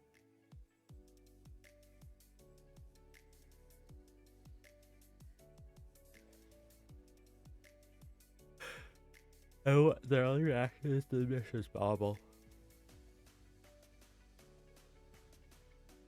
So, it's not too bad.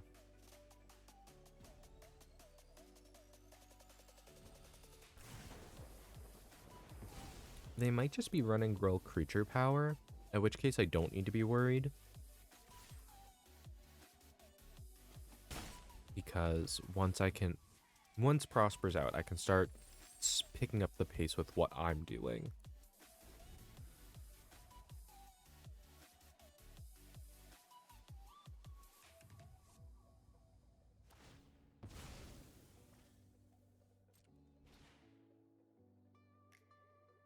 I wonder what they saw.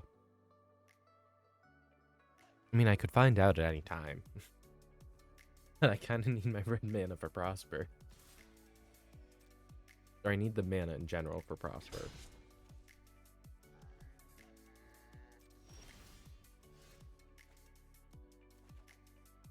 Yeah, I'm glad I didn't do it.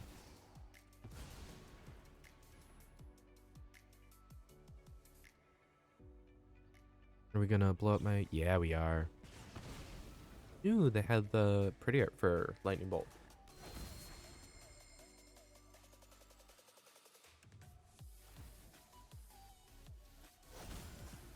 Yeah, it's a land. Meaning I can drop Goldspan next turn. I can drop Goldspan next turn, end up with 2 treasures? Or, no, a treasure at the end. Command. I mean, I hit a land. So, yay.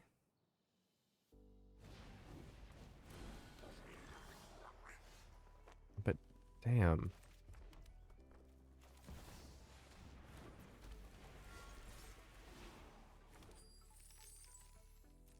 I have Prosper next turn again. Back up to Prosper next turn. Glorious Sunrise could be a problem.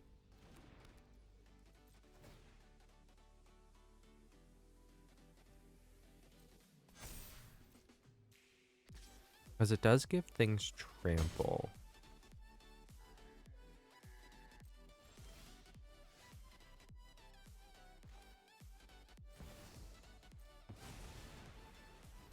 Auto pay.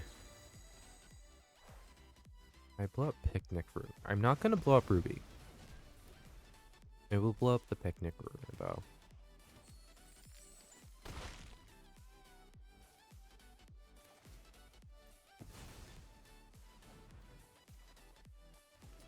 Deadly Dispute and Reckless Impulse, plus another mountain.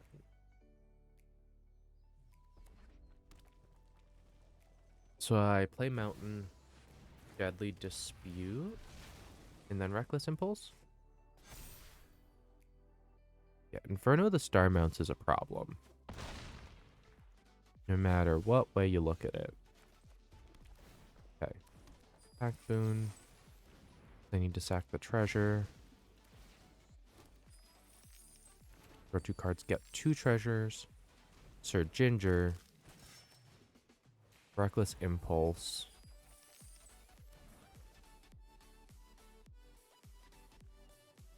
Two, 4. 6 damage. I have it. Red. I have it. I have the Inferno of the Star Mounts dead. Red. Yeah. This should be a... I'm pretty sure this is going to be a scoop. because that puts the tag for the exile on it. And there it goes.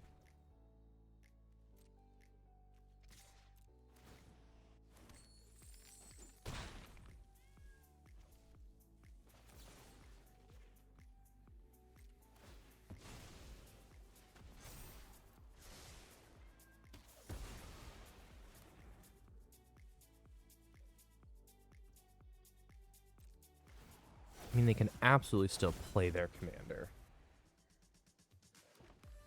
But pulling off the 6 damage on the star, from one of the star mounts was definitely difficult. Dragon you control this deals that much to any target that isn't a dragon. So I can't just blow that one up, huh?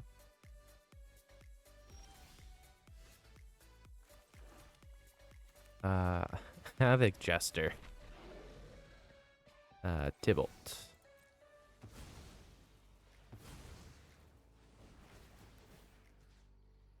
One damage. One damage. Nope. Yeah.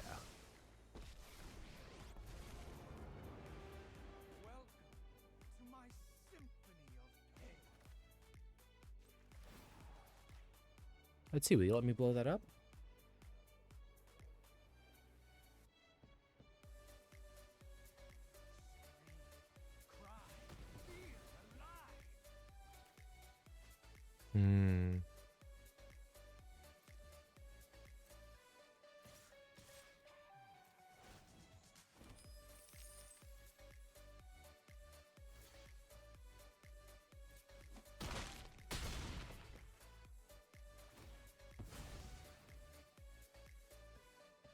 In response, I just have to sack a treasure here.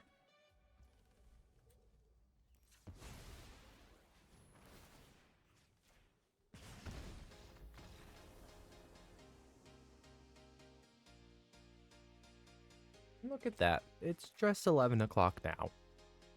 Perfect timing.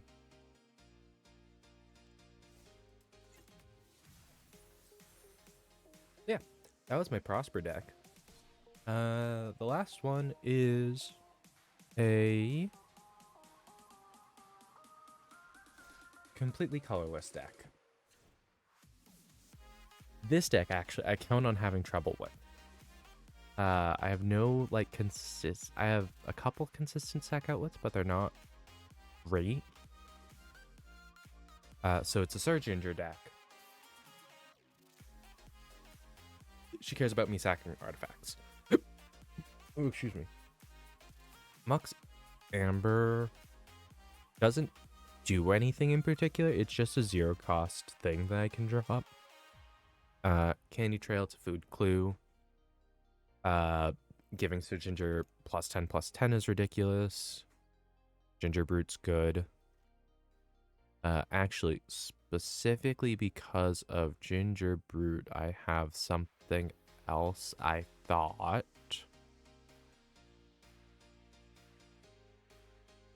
I must have taken it out. That makes sense, though. It was, in the first iteration of this deck, I had a Vile Cauldron.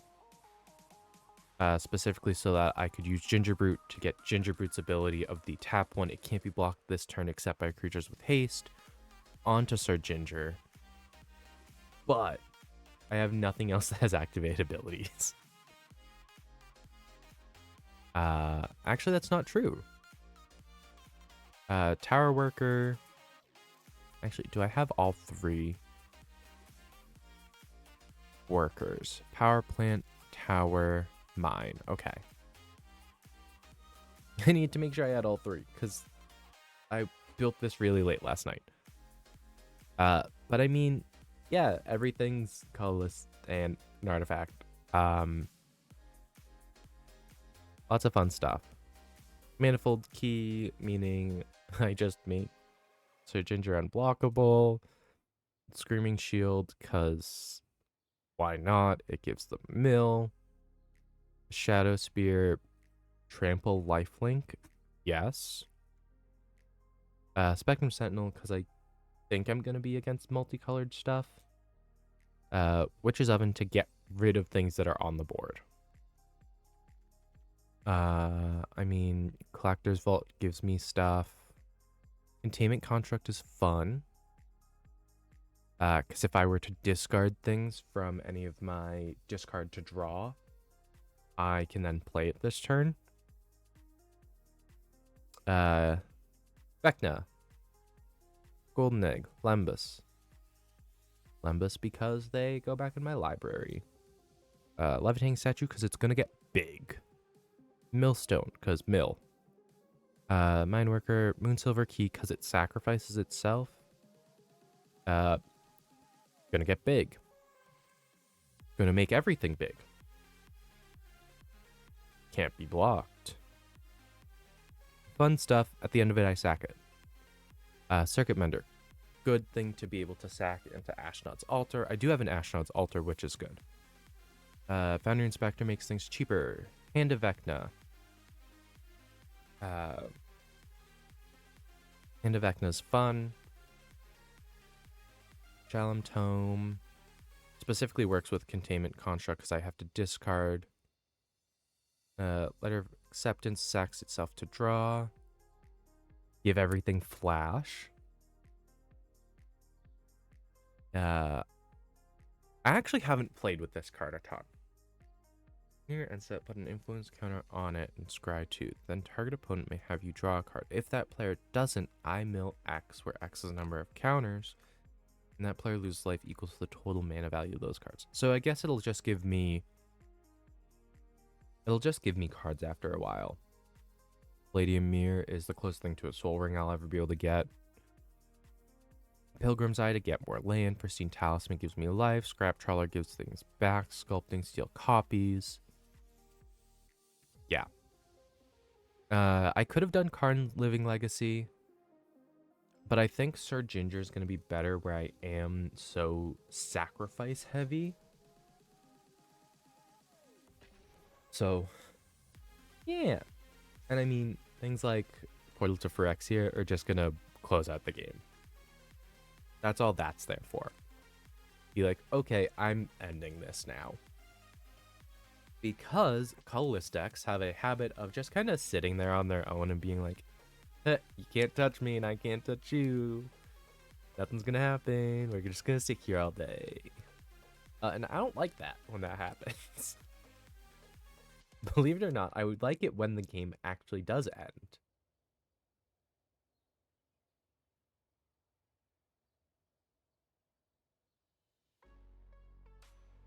I feel like I have to sneeze again.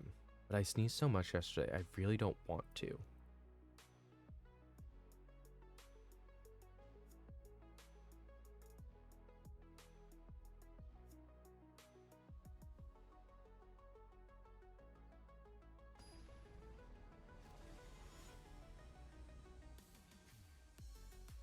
Ah, yes. No colors versus 5 colors. This will be perfect. I appreciate that I have two of my most expensive cards in hand.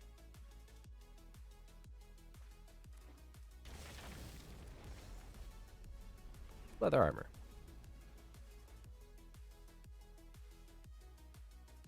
And so I give my gingerbread cookie give it some leather armor. Go to equip. Ah. Also, the fact that Sir Ginger now is no longer dead on 1 damage makes me happy.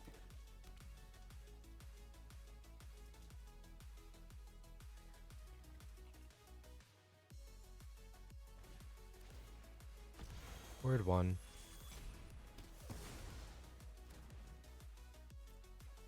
Damn.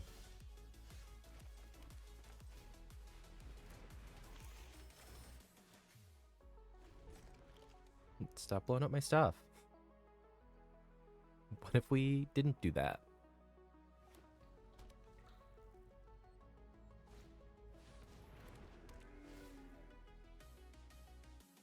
I probably should have put artifact lands in this, now that I think about it. Because there's a colorless one, isn't there? I also don't think I have Arcane Signet in here, which is kind of silly because I have Unwinding Clock. I should have as many mana producing artifacts in here as possible.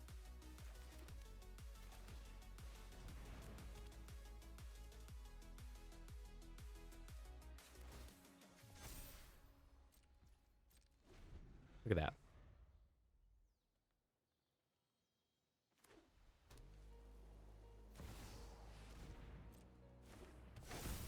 Hmm.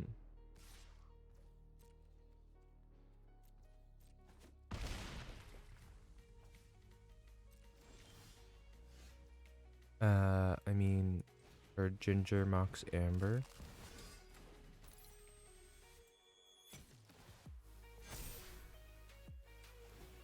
To move this over.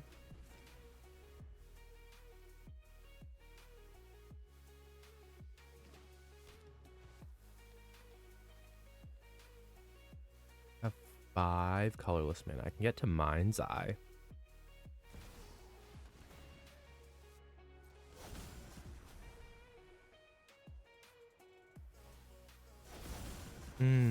That's not great.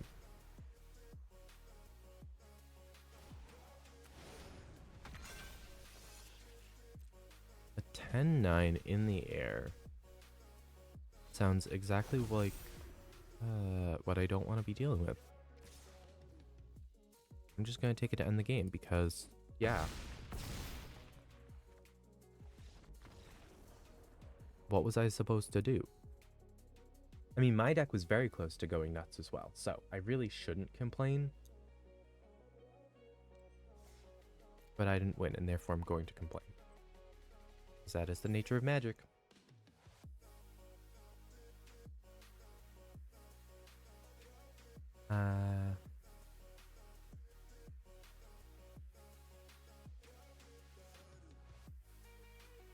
Some interesting card styles, but I don't really want card styles, so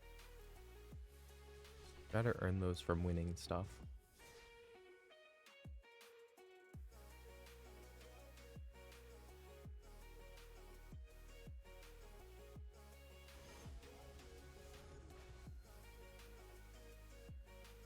Baird.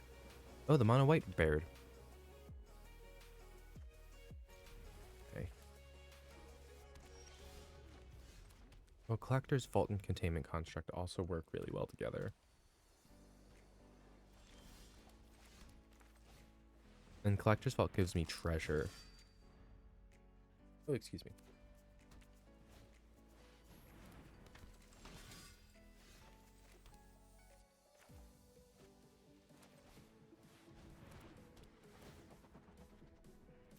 Take action. They are all the same.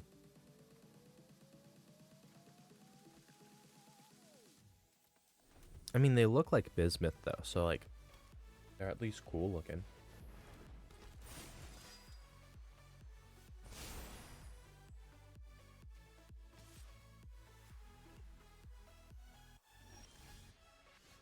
You have First Strike, Lifelink, and Vigilance. There's no reason that you shouldn't be swinging at me.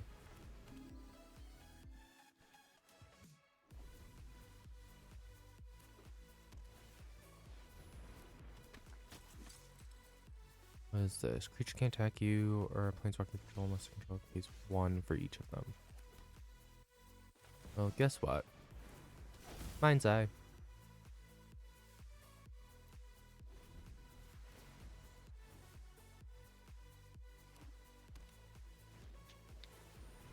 Regal Bunicorn. It's a unicorn. AKA one of the many cards that now allows you to make a unicorn deck.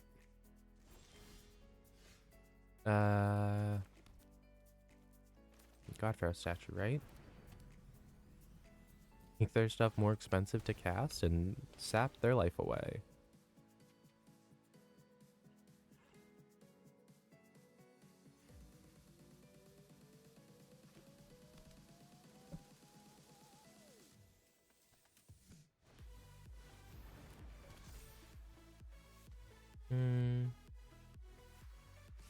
So what happens if I sculpting steal it?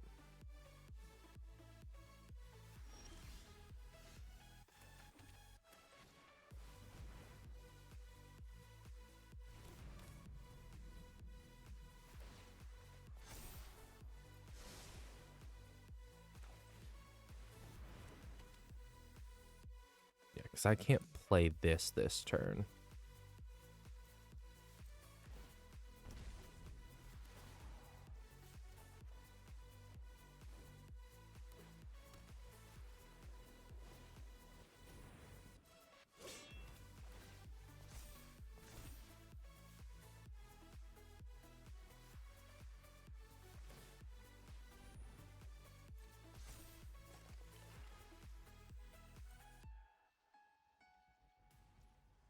My turn. Ugin.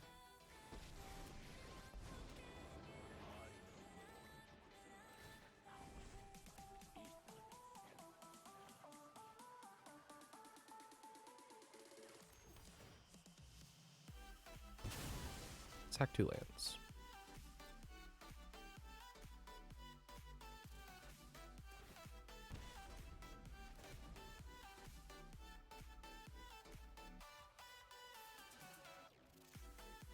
Auto pay.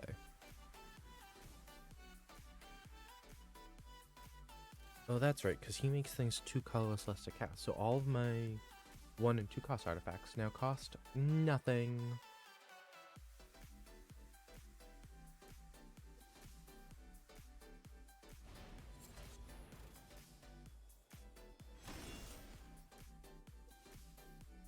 I need to use Ugin to blow up Danitha, right?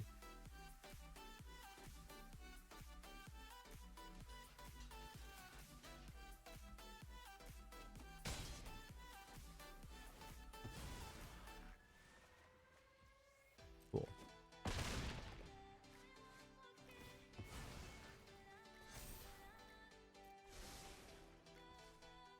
My turn. So 0, 0, 0. 0/0 land, 0. Big creature. Destroy Danitha.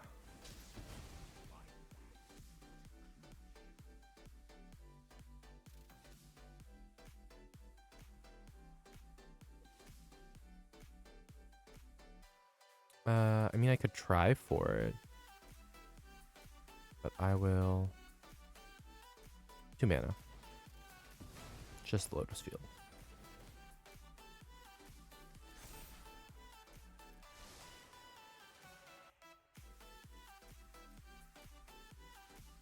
No attacks.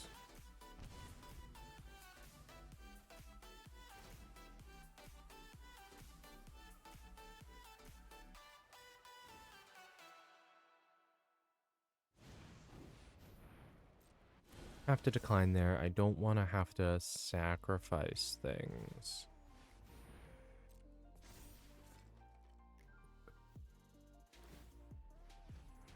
Okay, we're making the Bunicorn as big as possible.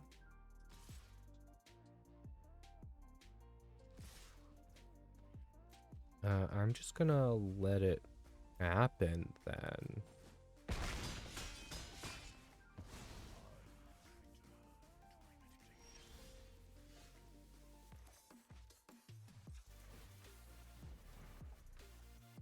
Discard. Take action.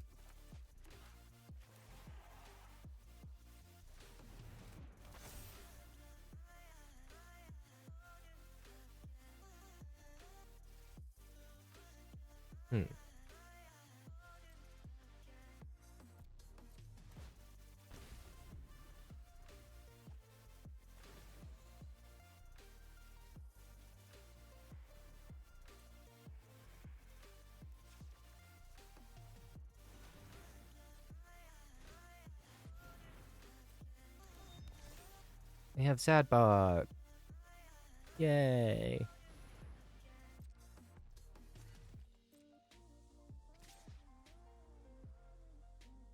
Mm.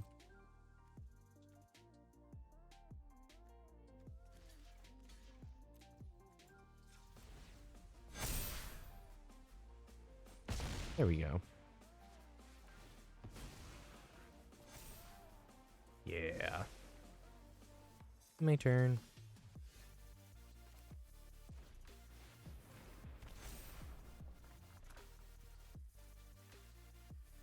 Mm.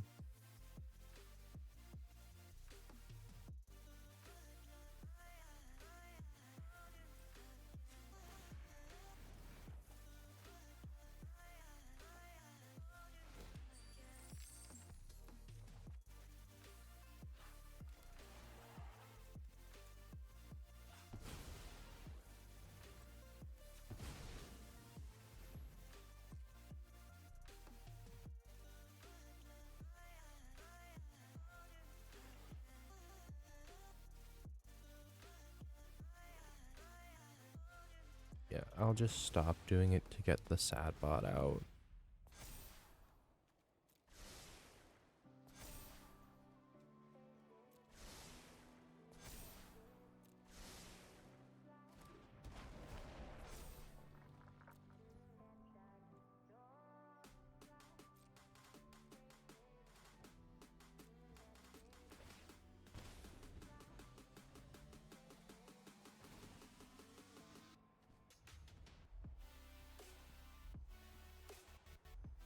Oh, so because I didn't have lands up, it actually allowed me to get around the must attack combats if able,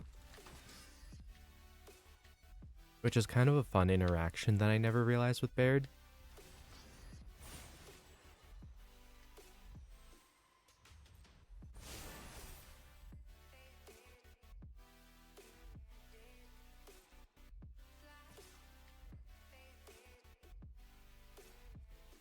Oh, I didn't realize it was maintenance day.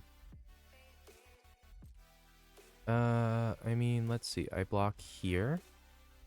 One blocker. And then I'm going to activate Ashnod's Sadbot.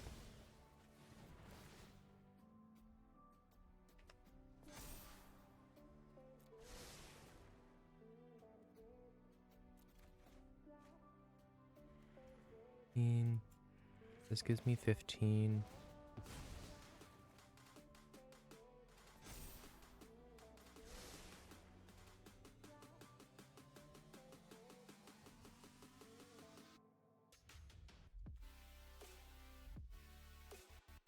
And one of these guys, this guy might be able to do it.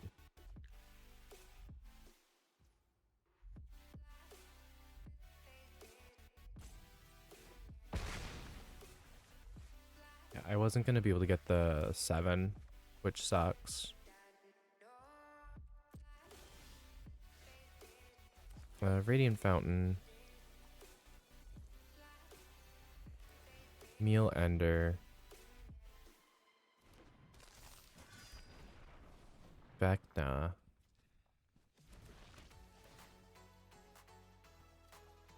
Dark card lose 2 life. Coffin?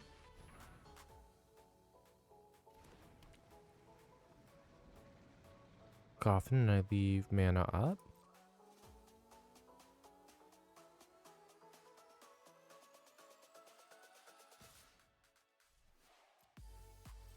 Yeah, I can no attack because I can't, because they're forcing me to pay.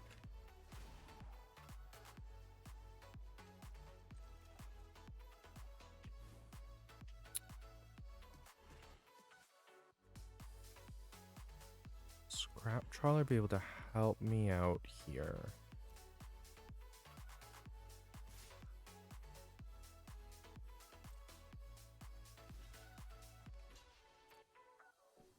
I mean, the beauty of this is I can literally just sit here and block with Sir Ginger until they decide to attack with everything.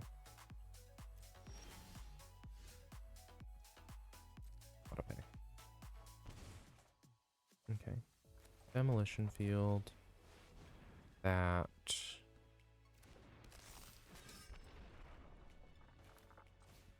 play Scrap Trawler because Lotus Field gives me 3. And then a Manifold Key.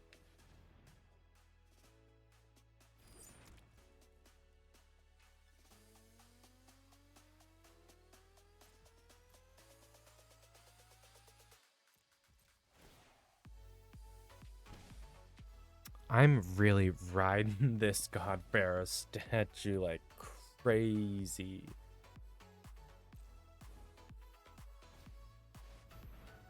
Since you control get +1/+1 vigilance, that's not good.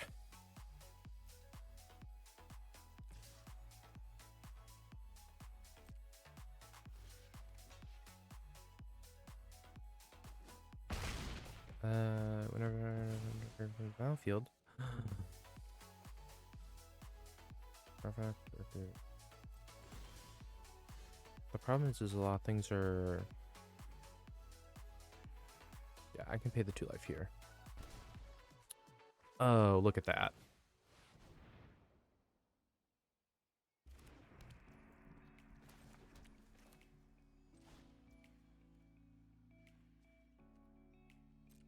So what if I activate this, sacking this guy?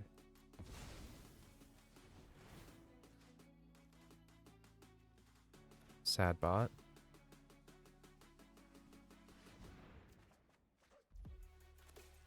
Eight covers Sir Ginger.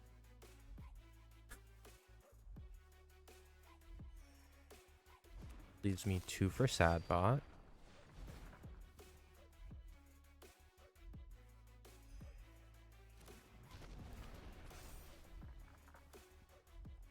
Fine. Gives me an archive.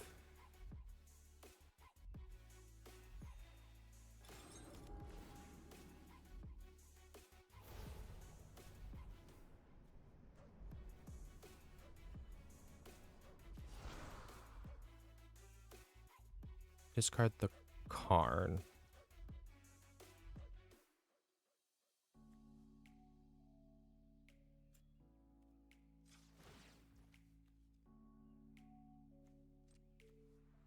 By using Sadbot.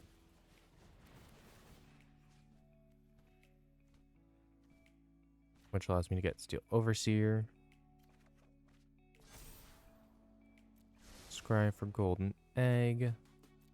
Take action. Draw a card. Discard the egg. Get a treasure. Steal the Bunicorn.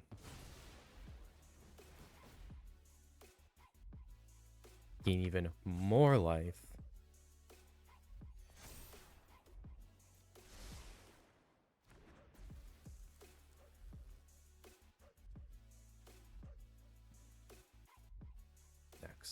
Next.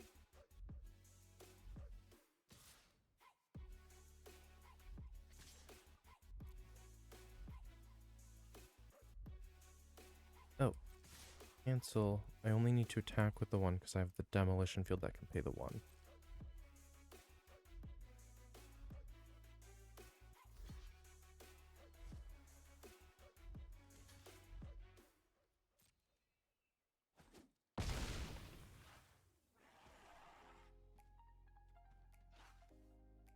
And then I attack the Bunicorn. Give me the 2 mana for the Overseer. And I should gain 5 life? 6 life? 5 life? 6 life.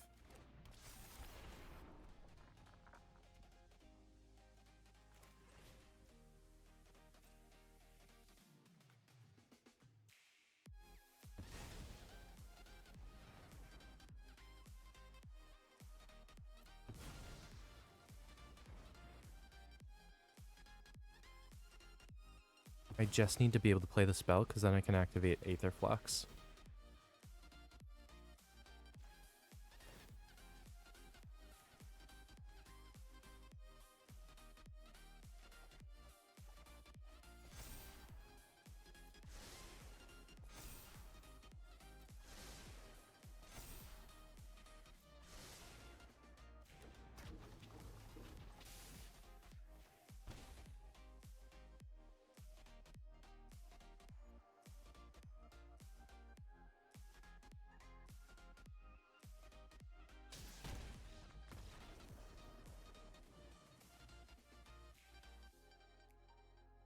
Did I expect my deck to do that? No.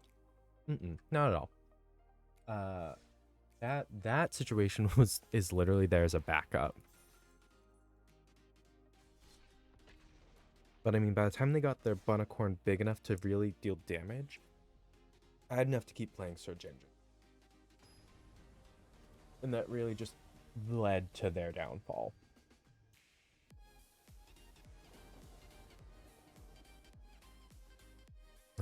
Ooh, Ginger Brute.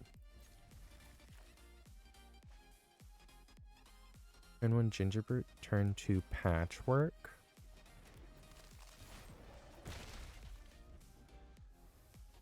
Colorless decks, ridiculous. How can you look at someone in the face and go, yeah, no, I can play with no colors?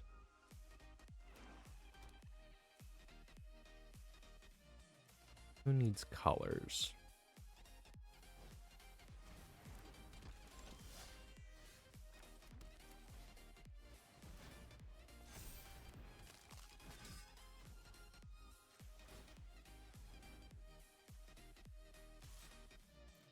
Doesn't have haste because it wasn't blitzed. Because if it was, it would have been dead.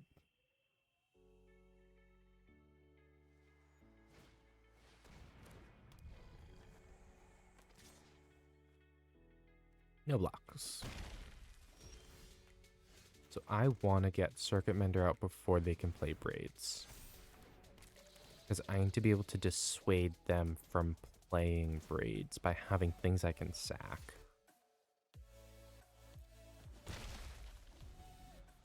Because I actually might never play Braids simply because Sir Ginger wants me to sacrifice things. And as long as it's sacrifice, I get to choose. Oh, well, clearly they took that into consideration.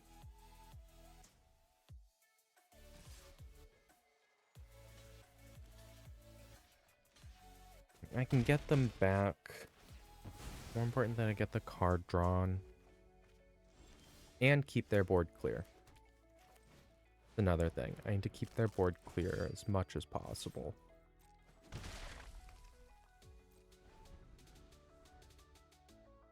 Because the more things they have, the more things they have that they can sacrifice to Braids. Okay. Fair enough.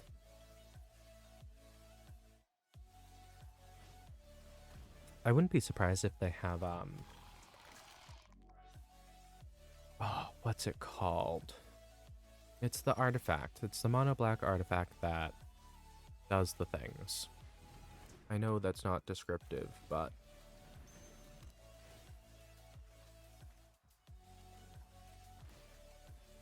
my Ginger Brutes just going to work.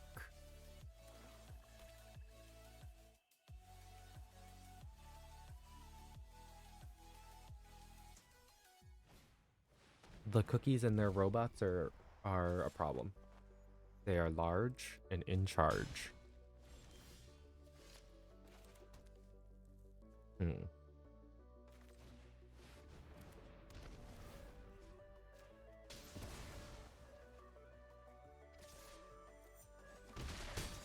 Meteor Golem. It also means I have 7 mana.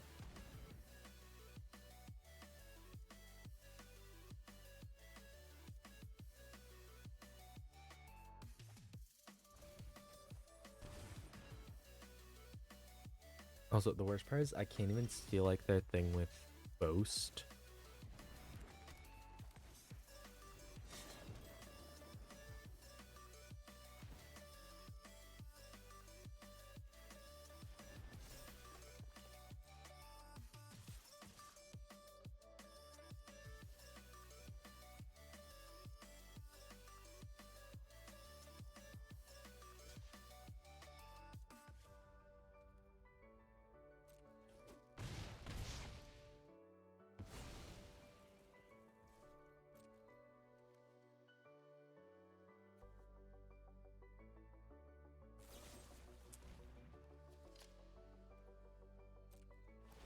Okie doke. Sure, go ahead, give me a scry. Yeah, Karn.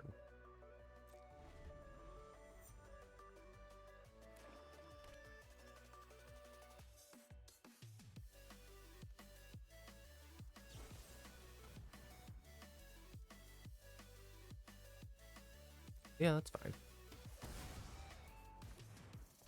I still want Karn.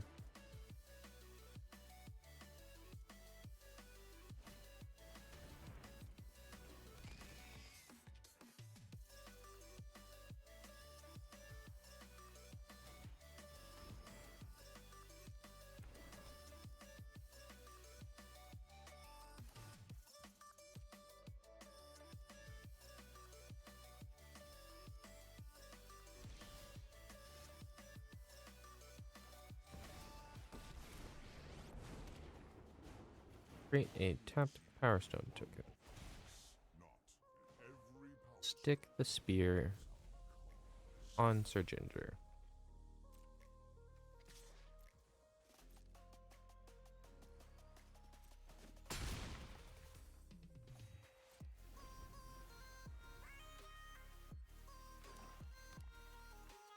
Pretty sure I've won.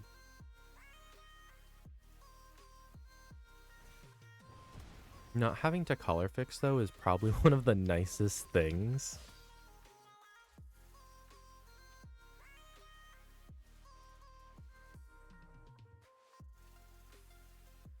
So what? They're gonna force me to sack Sir Ginger because it's Tanisha's underdog?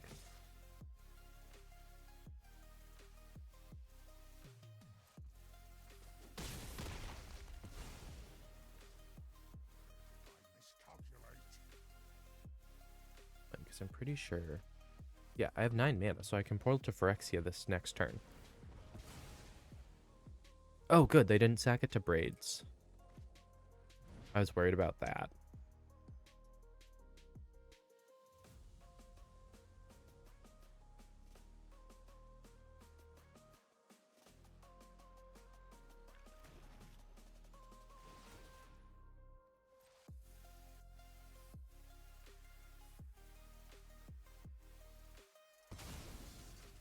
Ah, yep. Nope, a land will do it, though.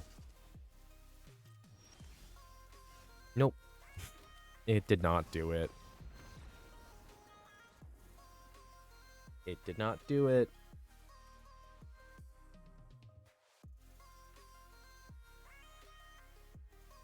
What time is it? I still have like 20 minutes worth of streaming left.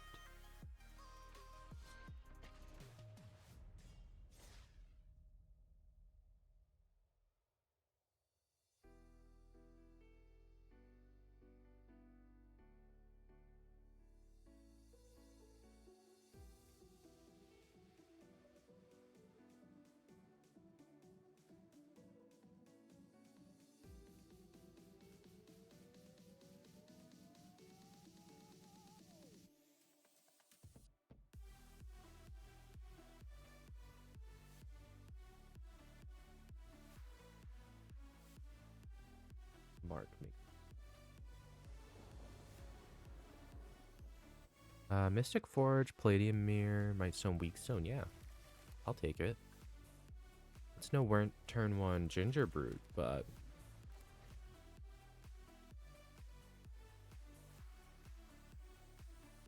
And I think maybe holding on to the Collector's Vault is more worth it right now. So I'll place Sir Ginger into Palladium Mirror. And then work my way up from there. Because Palladium Mirror will actually get me to the Mightstone and Weakstone rather than just stopping at Mystic Forge. But it depends on what they play. Because if they don't play anything that's worth the -5/-5, I'll have to hold. I don't have to, but I should hold on to Mightstone and Weakstone. Because I need to keep their board clear before they make their commander 2 green. Because 2 green for a 12/12 versus 2 colorless for a 3/1 are very different. Actually, Galta also has trample. Sir Ginger can grow, but Galta has trample, and Galta starts at 12. My -5/-5 does not stop a Galta. We have Galadriel, Karn's Bastion into Palladium Mirror, and swing 3 damage in. I probably could have used this. There's enough legendaries that are colorless that I have. I mean, it's good for a Legendaries Matter deck too. Or like a Historics Matter. But in general, if it's in a Legendaries Matter deck, it's great. This is mono green Legendaries. 5. -5. And into Collector's Vault. Can't activate Collector's Vault this turn.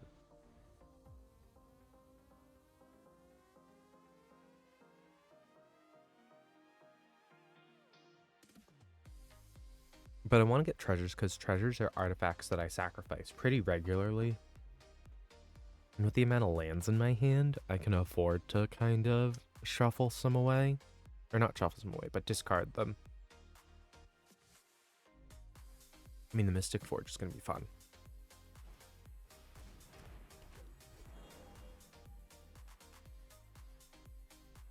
I should use Mystic Forge more in general. I mean, it only sees colorless spells on the top of your library, which is why I usually don't. But, especially in a colorless situation.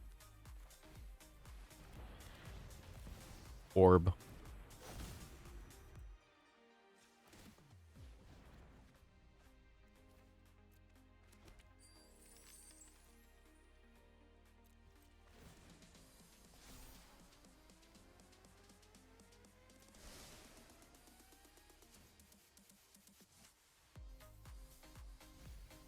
Yeah.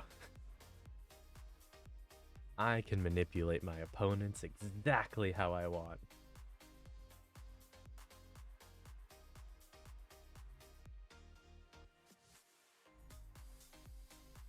I mean, realistically, the next thing I need to do is, if it's 2 lands, I need to keep them. But once it gets past 2, I can no longer manipulate it super well.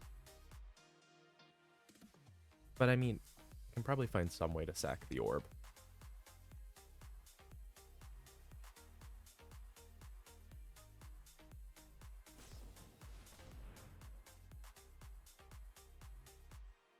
Put 2/1 counters on up to 1 target artifact or creature.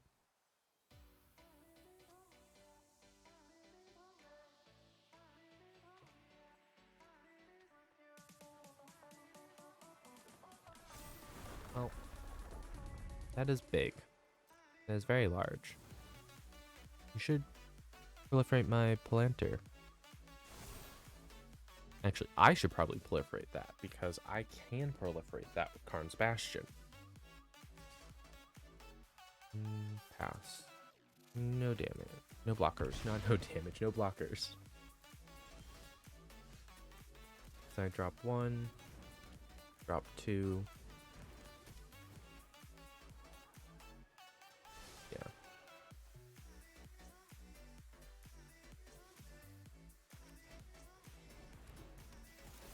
I just want to get my shuffle.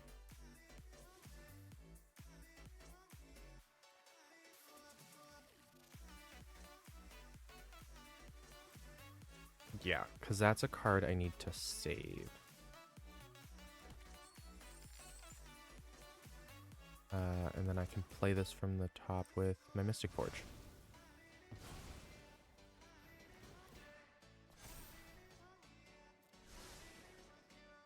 I mean, my library is going to get shuffled anyway in a sec, so it doesn't matter.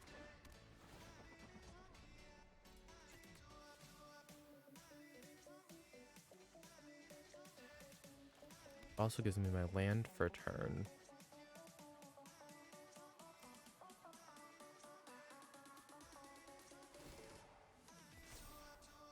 Done. I mean, they're not losing any life.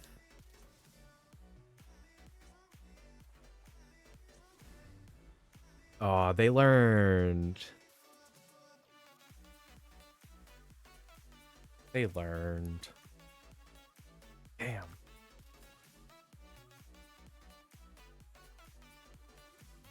I mean, I guess having an extra pool of mana isn't bad either. I mean, I've only cast Surge Injure once so far, so I'm in a pretty good situation. I can also activate Witch's Oven at instant speed to grow Surge Injure if they try to grow their evolution stage too big.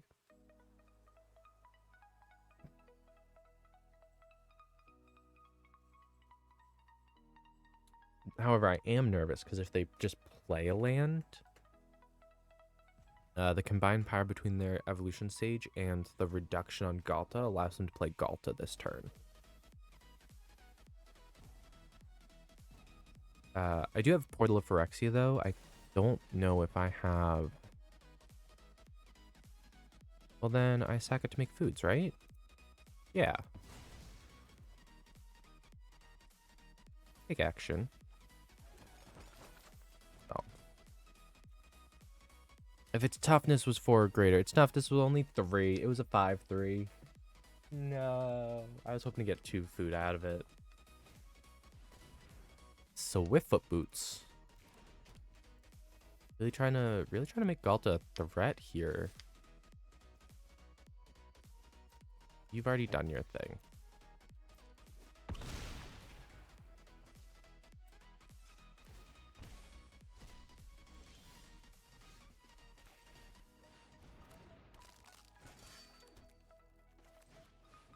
I want to wait for Galta to come out before I play Portal to Phyrexia. I know what I'm drawing, so I can just discard the land from it. Give me treasure. Sure, why not? I'll swing it for 1.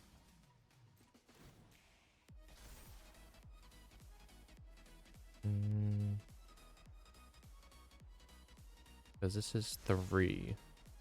Do I have a way to draw a card quickly? If this goes... Oh, no, they just gave it to me. Oh.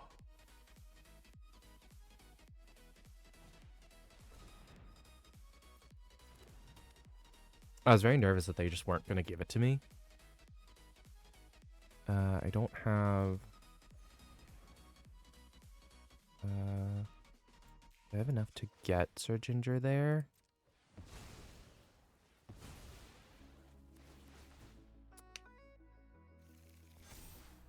Yes. Yes. 1. And I do, because I have Surge Injure back up to 5.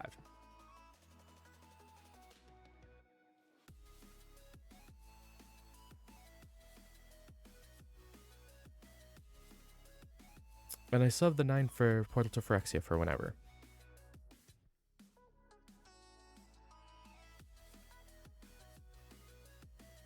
But as long as I can keep their board kind of locked down, I should be able to last it out.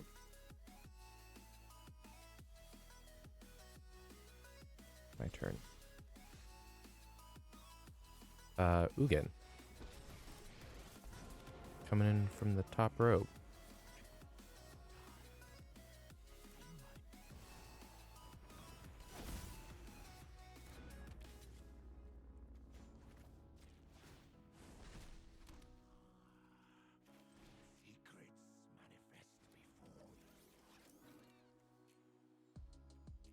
Let's see how many more things I can get. Nope, that's about it. Swing with 1. Unrealistically, I have all these...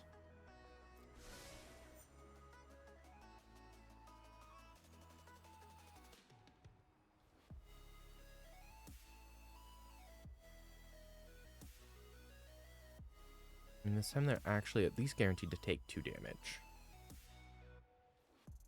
Because they've been giving me way too many cards. I count on the first 2 at least being mill, and that's why I put so many lands in it. And then they only milled the first one, which gave me what I wanted. It got me into my witch. It got me to the Witch's Oven, but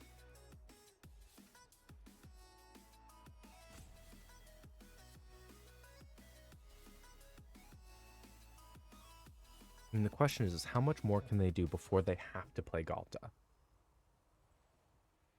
They actually, come next turn, they probably will.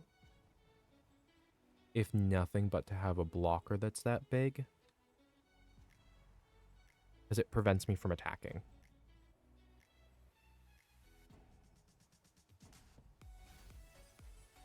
Oh, they had a card. I'm actually surprised that they chose that. And the fact that I have Aetherflux Reservoir right there is kinda great. I love it.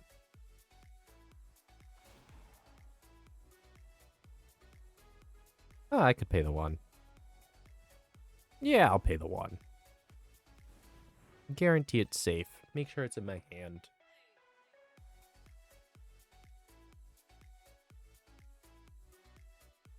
We love Unwinding Clock. There's Galta.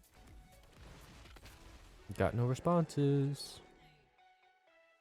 There's a big dinosaur on the board. I could just blow her up with Ugin, but I don't think I'm going to, because I think I can win anyway.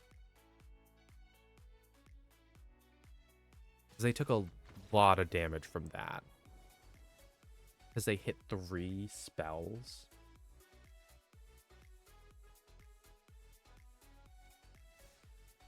I have enough time for 1 more. But then I am going to get going. So.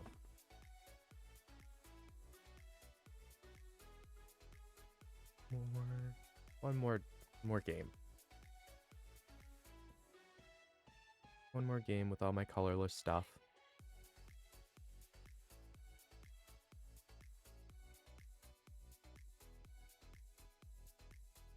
I love this silly children's game.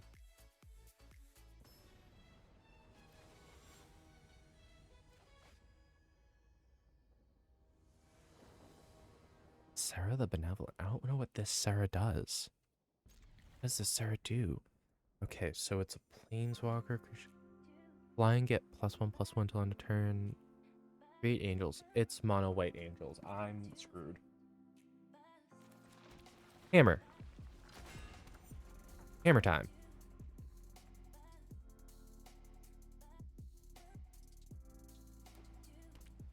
What if I make a Boros equipment deck that's all hammers? Can I name that Hammer Time?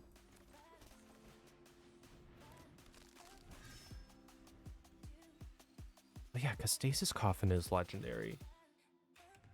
So that card that cared about the legendary stuff. Galadriel Mirror.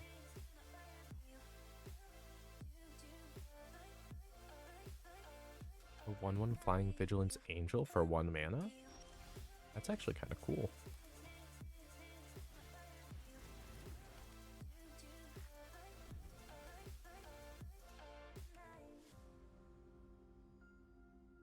Realistically, that 1/1 alone stops Sir Ginger from attacking, which is pretty helpful for them.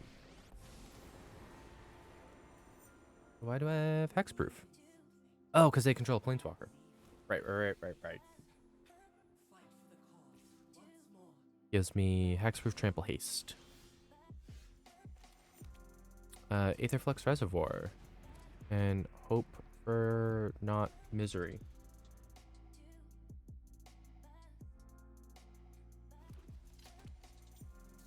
Because next turn I get the Seal Exemplar. Gain a life. See, when I played Aetherflux Reservoir in the game that I previously did, I was able to just flip things around.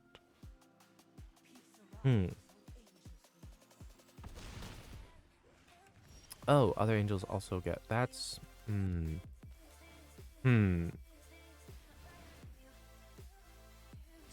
Pretty sure I'm not gonna win this one. I can't do anything about those flyers.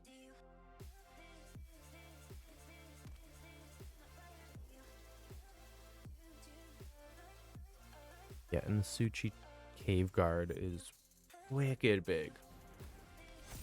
Whereas Anthem also gives a buff. You have 2 global buffs.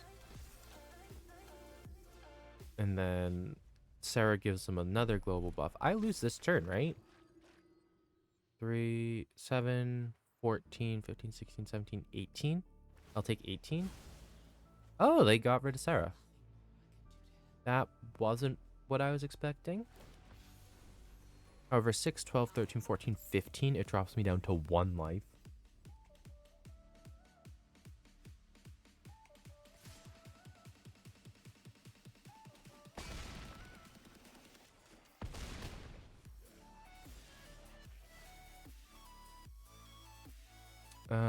Automated Artificer. Give me a life. Stasis Coffin gives me another 2 life. I don't have the mana to activate Stasis Coffin, though. So, I lose.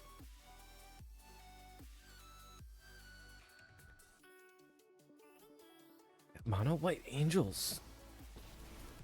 I mean, I really blame it on the fact that they were able to get a turn 1 Angel. And they were immediately able to start buffing things.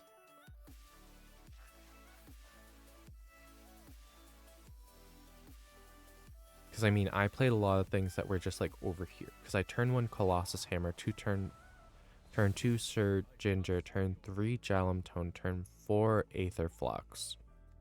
But they did turn 1, turn 2, turn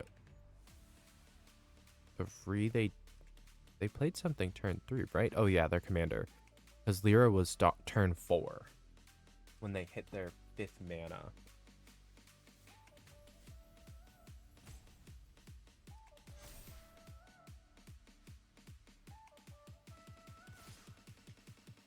And I think it was the fact that they hit the Arcane Signet to get the Lyra Dawnbringer so early.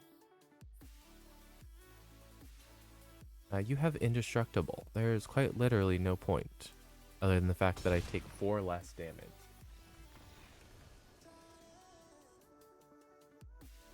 Okay, but I should get going. I need to eat and stuff. So.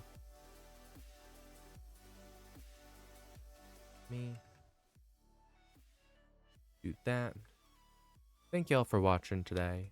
It was fun. It's nice to always have some extra decks stockpiled up for y'all.